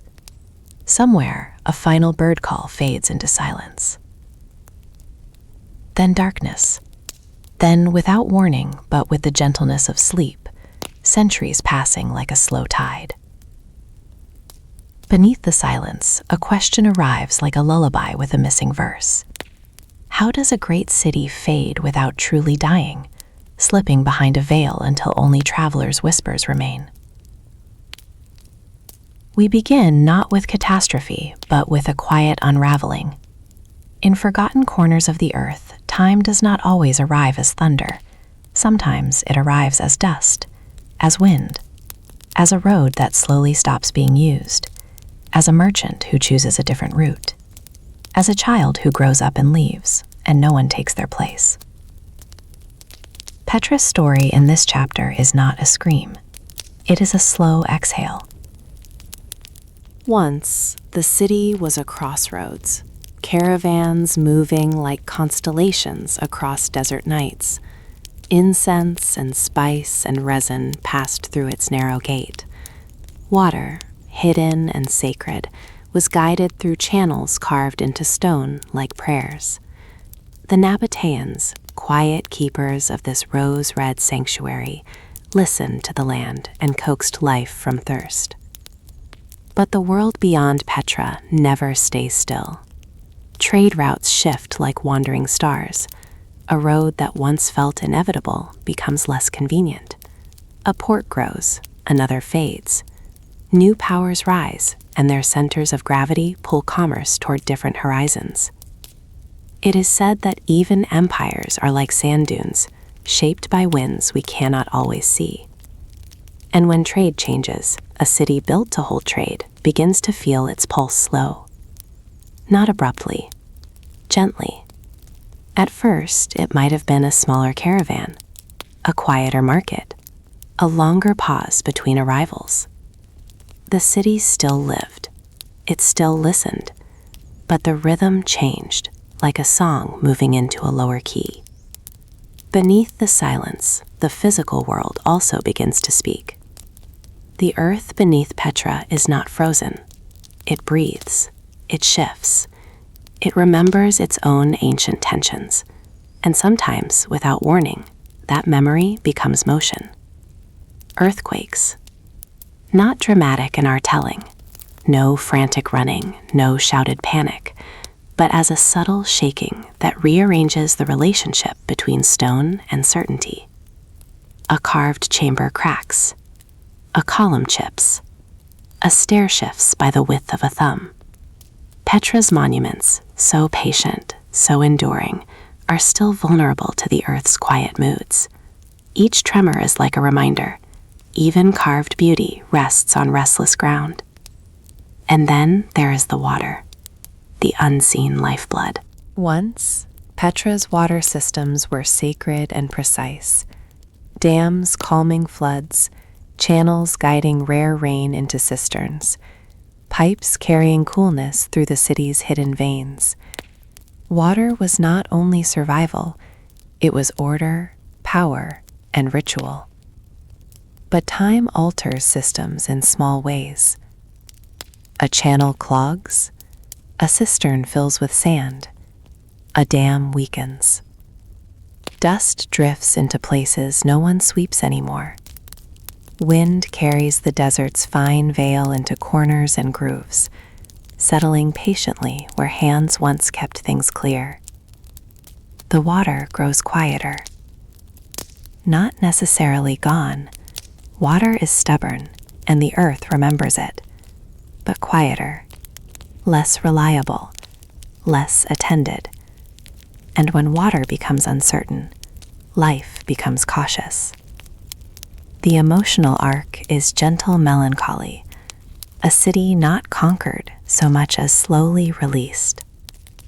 Released by shifting roads, released by shaking earth, released by the slow return of desert silence. We walk through this dimming as though moving through a chamber where a candle is burning low. We do not hurry, we let the image soften. A market square where footsteps thin.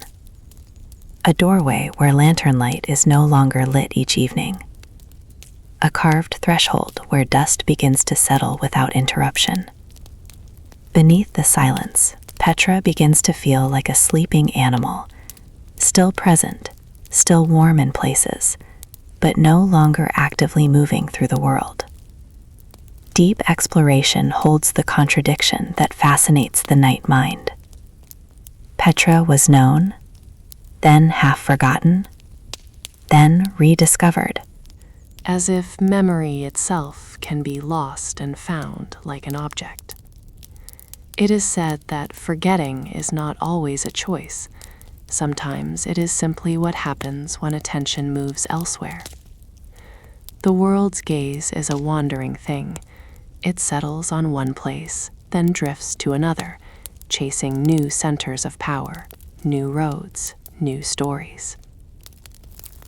Petra remained in the desert, carved into rock, unmovable. But the stories about Petra, the living, circulating stories, grew quieter. For centuries, the city lived mostly in local knowledge and partial legends. Those who lived near it knew the paths. Bedouin communities held the landscape in their memory, in their routes, in their whispered place names. The city was not lost to everyone, only to those who stopped listening to that region's voice. Where memory fades, it does not fade evenly. It fades first in faraway rooms, in distant capitals, in libraries where scrolls are replaced, in conversations where other topics become more urgent. And so Petra became a paradox, present yet absent. A place that continued to exist in stone, yet slipped behind a veil in the wider world's imagination. Beneath the silence, we linger on what that means.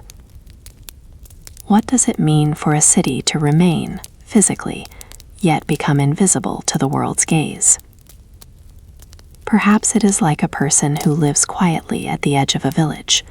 Everyone nearby knows them, greets them, passes them by. But beyond the village, their name does not travel. To outsiders, they might as well not exist. Petra was that kind of presence. Not dead, not destroyed, simply out of the story. Engagement arrives now through the notion of forbidden maps and hidden paths. Whispers tell us that the way to Petra was not always freely shared, not because of cruelty, but because knowledge of routes can be protection. In a land where water is precious and shelter is rare, knowing where to go and when is power. The sick itself is a veil, a narrow throat of stone that conceals what lies beyond until the last moment. Even today, it feels like a secret passage.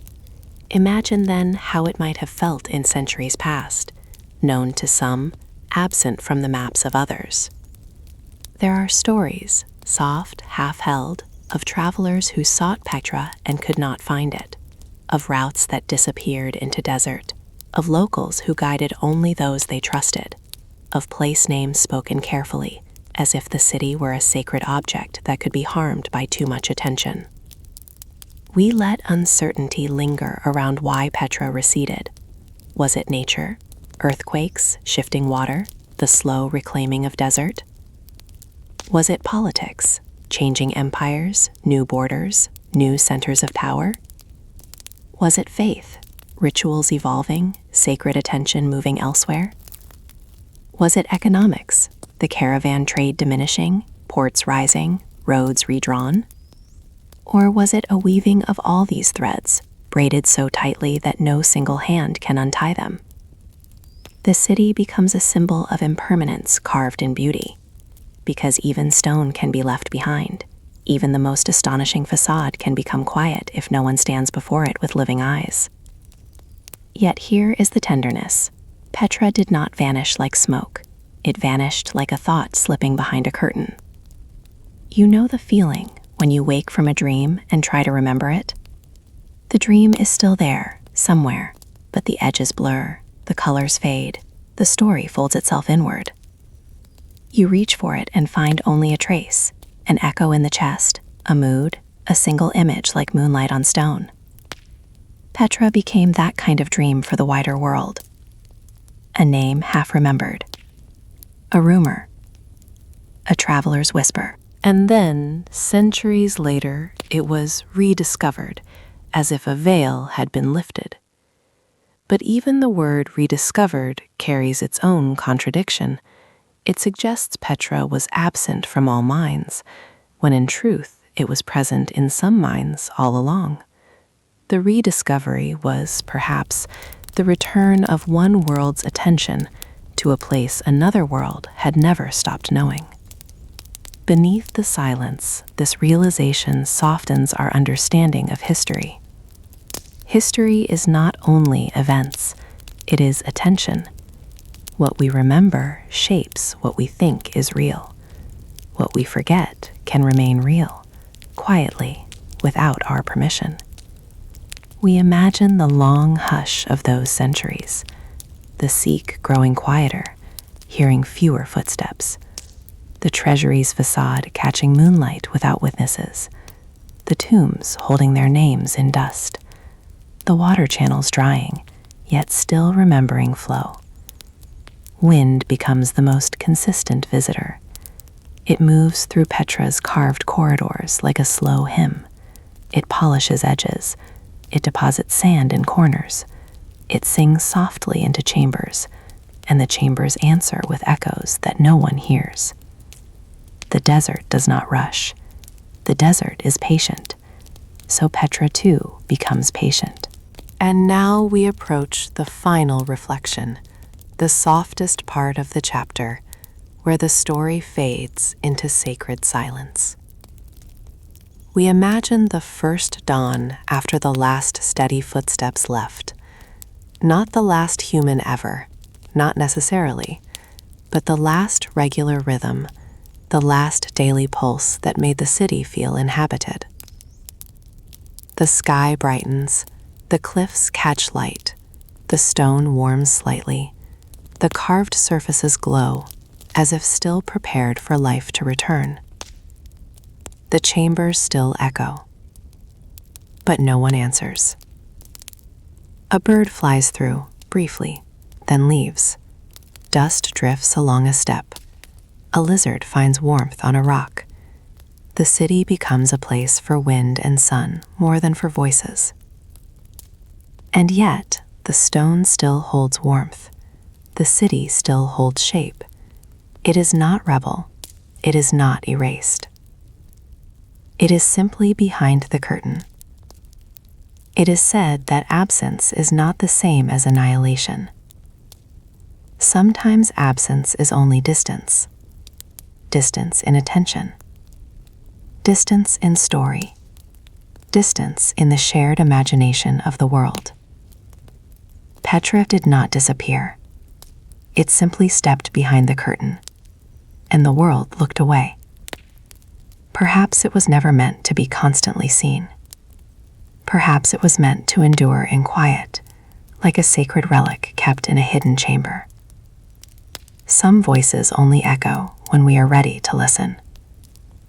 And as sleep approaches, we let the final image remain unresolved.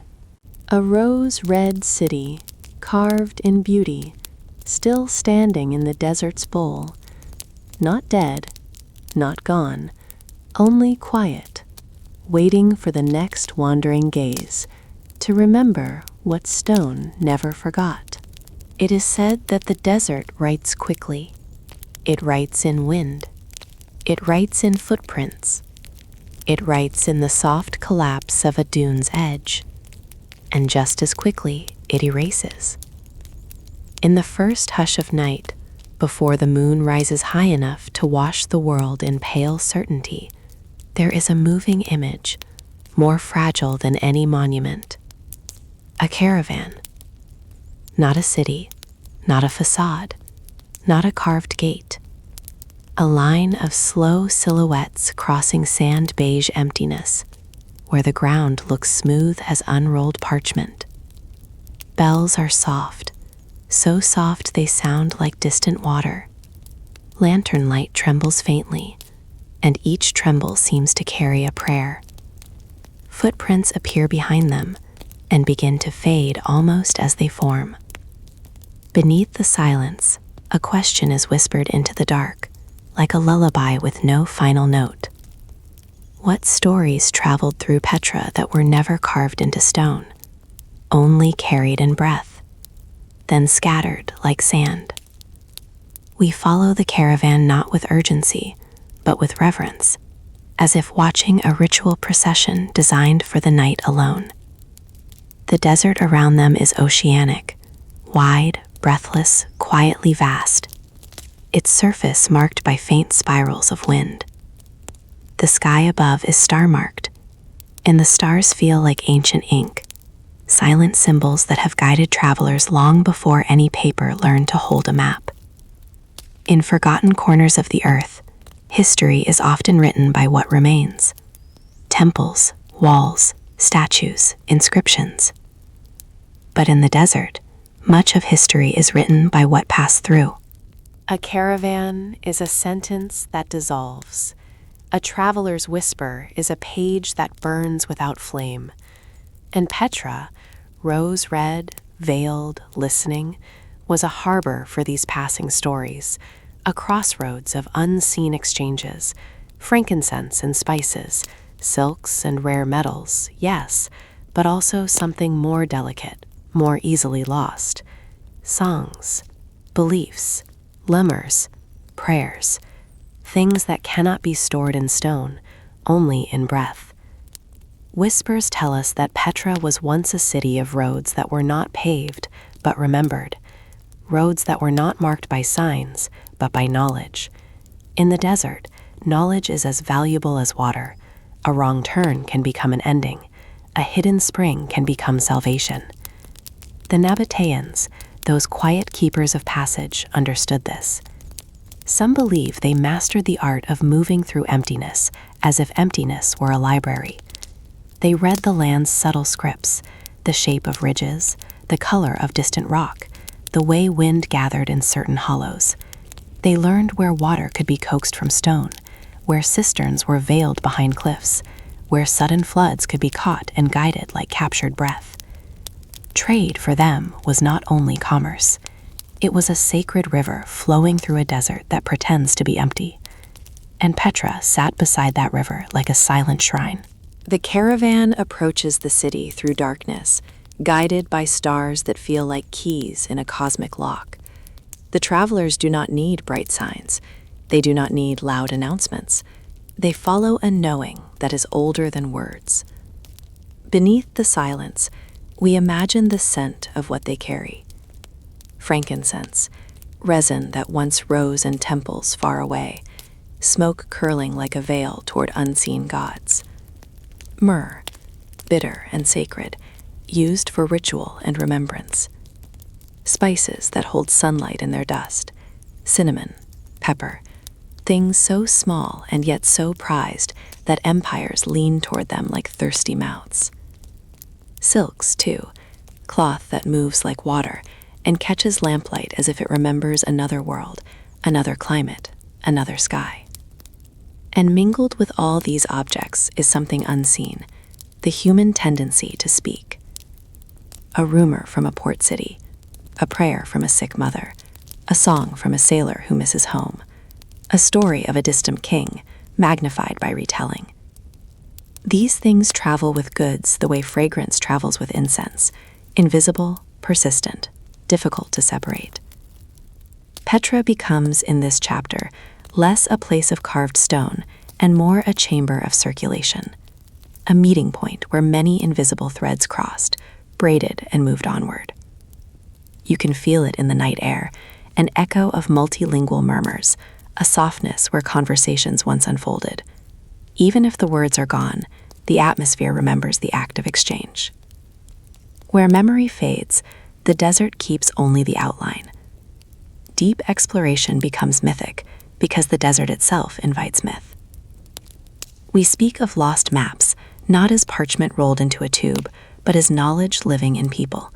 Maps held in muscle memory, maps kept in songs that counted steps between wells, maps stored in star lore.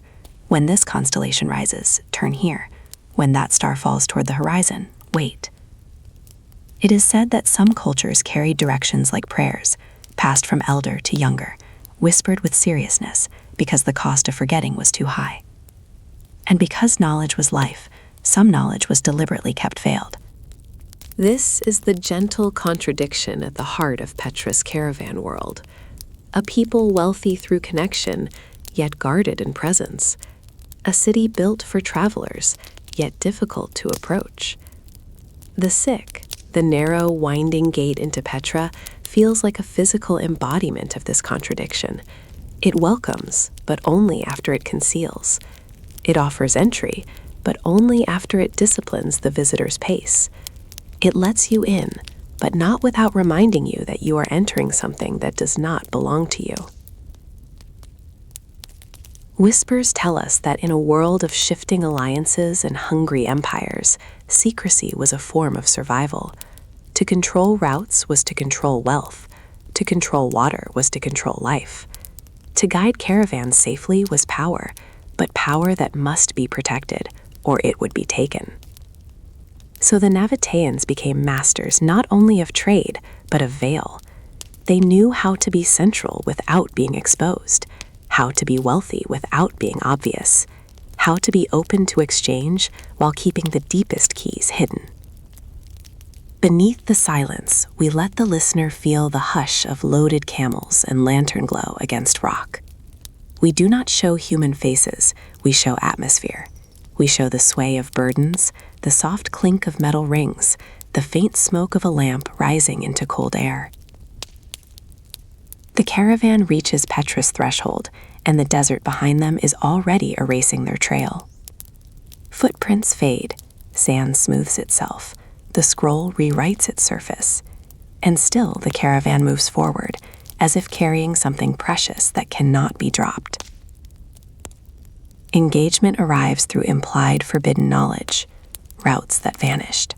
Signals in the landscape, stacked stones, a distinctive outcrop, a pattern of stars, used as silent instructions, wells hidden in plain sight, cisterns disguised by rock folds, narrow passages known only to those who had earned the trust to be told, stars used as keys. It is said that the sky was a sacred map that could not be stolen because it belonged to everyone and to no one. Yet even the sky required interpretation, and interpretation could be guarded. A constellation could mean one thing to an outsider and another thing to a keeper of routes.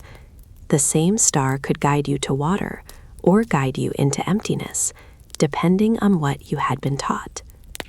We hint at stories that survive only as faint echoes in later chronicles, mentions of incense routes, rumors of desert cities, whispered descriptions of rose-red cliffs where trade flowed like an unseen river. But much of the caravan world remains uncarved, because no one carved the jokes told around a small fire. No one carved the prayers whispered before a dangerous crossing. No one carved the private grief of someone who lost a companion to thirst. No one carved the quiet gratitude of finding water at the last moment. Those stories lived in breath, and breath, like sand, does not stay. We follow one such invisible story now, not as fact, but as atmosphere. A traveler arrives in Petra after weeks of desert.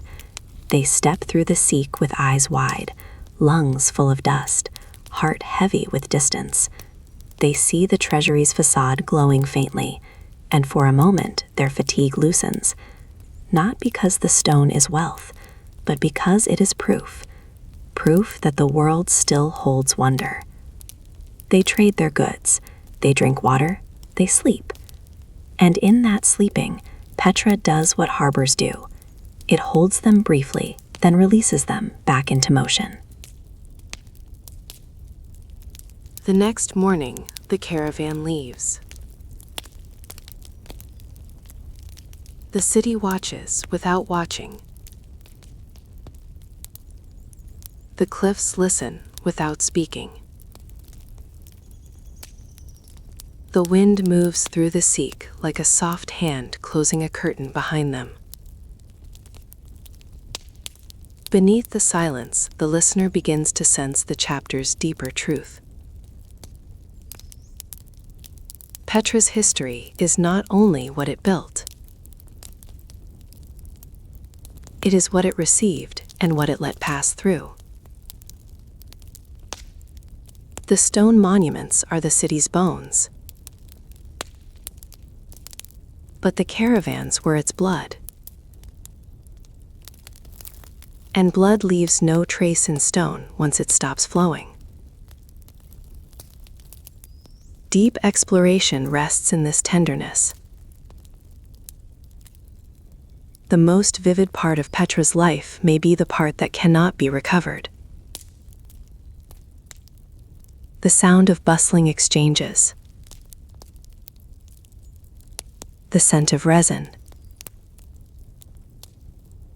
the murmur of languages, the shared silence of travelers looking at the same stars, thinking of different homes. We are left with the shape of attention, not the content. A city built for passing lives. And now the chapter begins to fade into emotional closure. As the caravan dissolves into the desert's breath, the line of movement grows smaller against the dunes.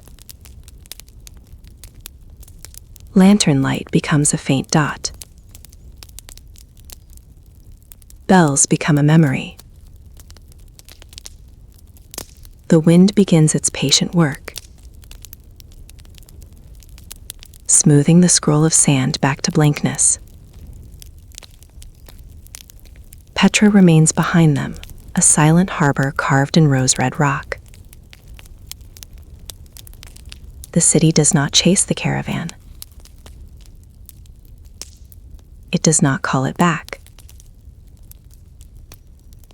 It simply stands, veiled,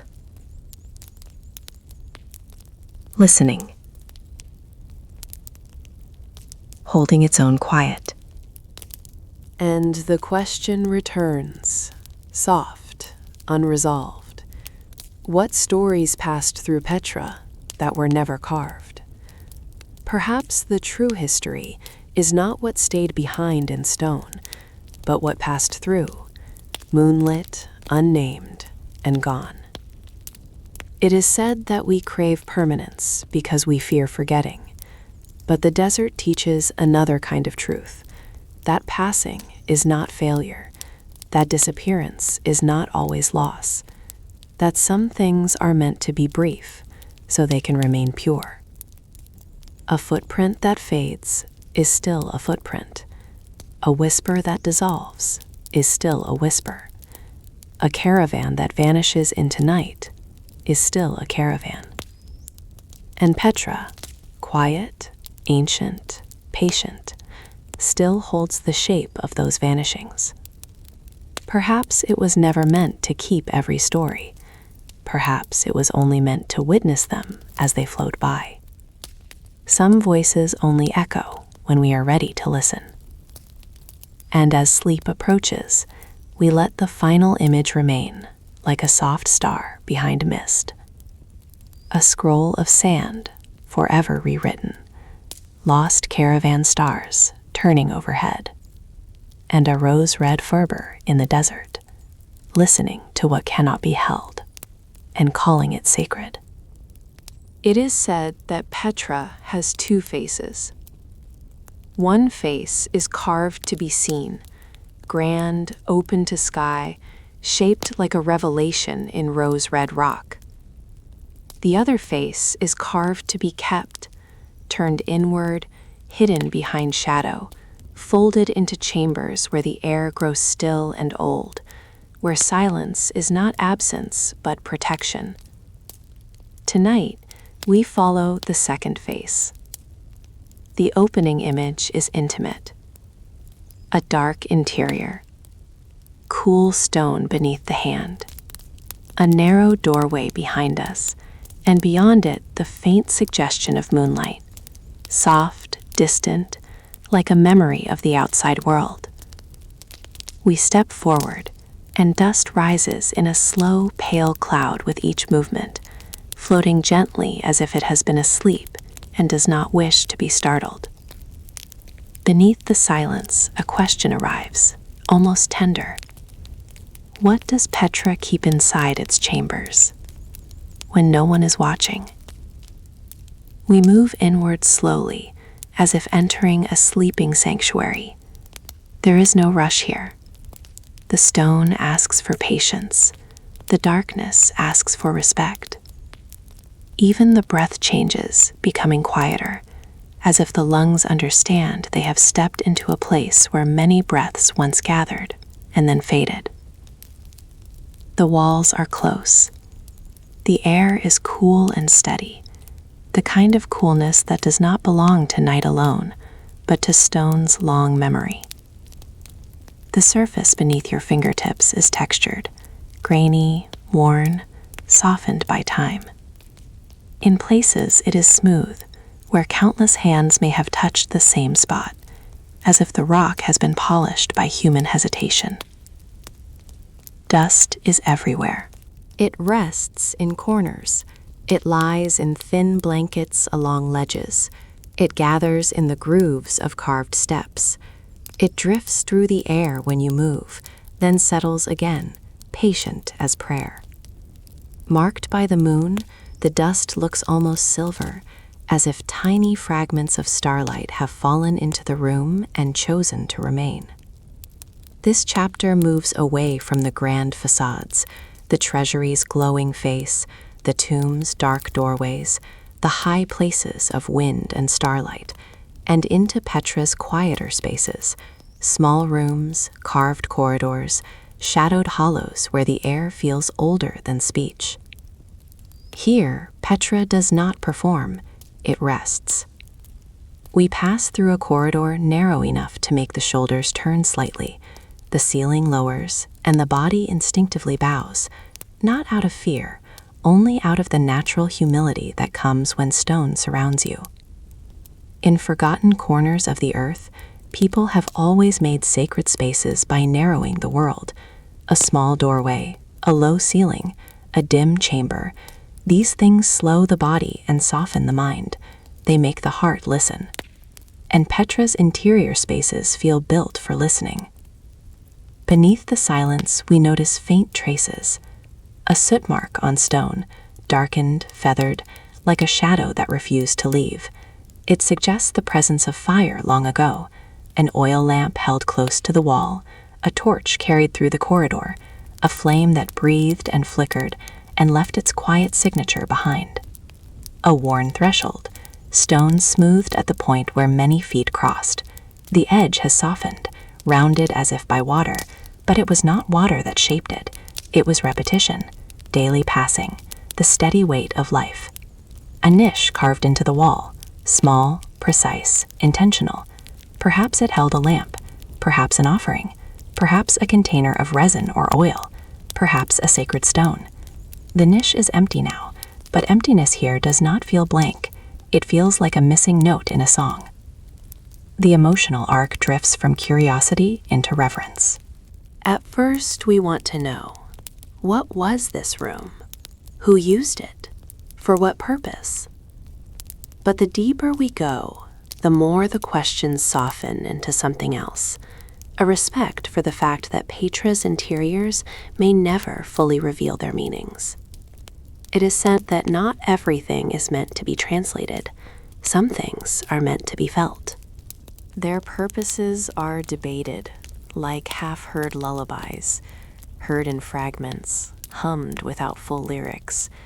Scholars and travelers propose possibilities, and the stone listens without confirming. The contradiction is soothing rather than frustrating. Even with open doors, the past can remain veiled. There is comfort in that veil. It means the past is not a puzzle to be conquered. It is a presence to be approached with humility. Beneath the silence, we begin to sense the sacredness of interior space itself. In the open air, Petra dazzles. In the chambers, Petra whispers. Here, the world outside becomes distant as starlight. The desert wind cannot reach as easily. The moonlight enters only in narrow slices. Sound behaves differently, softened, absorbed, turned inward. If you speak, your voice returns smaller. If you breathe, your breath feels louder. If you pause, the pause becomes immense. Engagement appears through the implied forbidden intimacy of entering where rituals once occurred. Not rituals with spectacle, but rituals of quiet. We imagine the hush of an oil lamp. A small flame in a shallow bowl, fed by oil, trembling gently. Its light is warm, torchlight shadow warmth, but softer, like a heartbeat made visible. The flame would cast moving shadows along the walls, making carvings seem alive for a moment, then still again. We imagine the soft murmur of prayer. Not shouted, not performed, but spoken close to the mouth, so the words do not travel far. The kind of prayer that is meant for a God without a face, or for an ancestor, or for the simple hope of returning safely across the desert.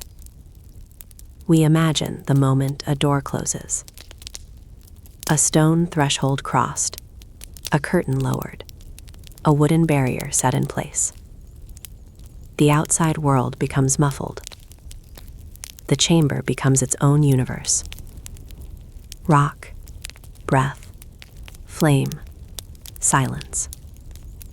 It is said that intimacy is a form of sacredness, not because it is secretive for its own sake, but because it protects what is fragile.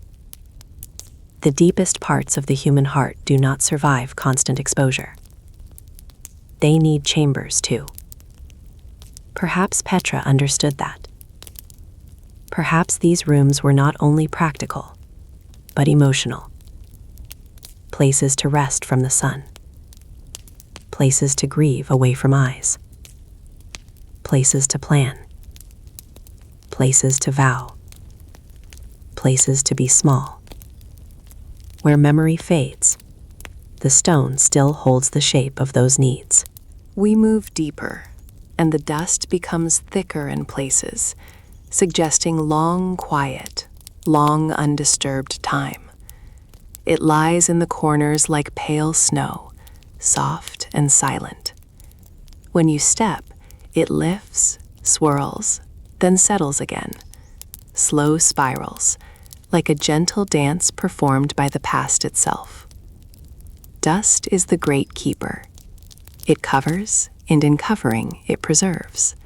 It hides, and in hiding, it protects. In the bright world, dust is seen as neglect. In Petra's chambers, dust feels like a veil, an intentional cloth laid over what should not be handled too roughly. We pause beside a wall where faint marks remain, scratches, lines, perhaps the residue of pigment long gone. Were these decorations, measurements, symbols, or simply the scars of time? The uncertainty is part of the ritual. We touch the stone lightly and feel how cold it is, even after the desert day has passed. Stone holds temperature like it holds memory, slowly, patiently, without hurry. Beneath the silence, we begin to understand that Petra's interiors are a different kind of monument. They are not meant to impress. They are meant to endure the quiet. And then, without warning, the mind slips into a deeper calm, as if the chamber itself has lowered the heart rate. This is the moment where curiosity becomes reverence. Because reverence is not only admiration, reverence is the willingness to let something remain unknown. We sit down on a low ledge of rock, dust rising in a small cloud and then settling again. The air in the chamber feels steady. It does not move much. It feels like time has slowed here, as if centuries are folded and stored in the walls. We listen for echoes. Perhaps we hear nothing.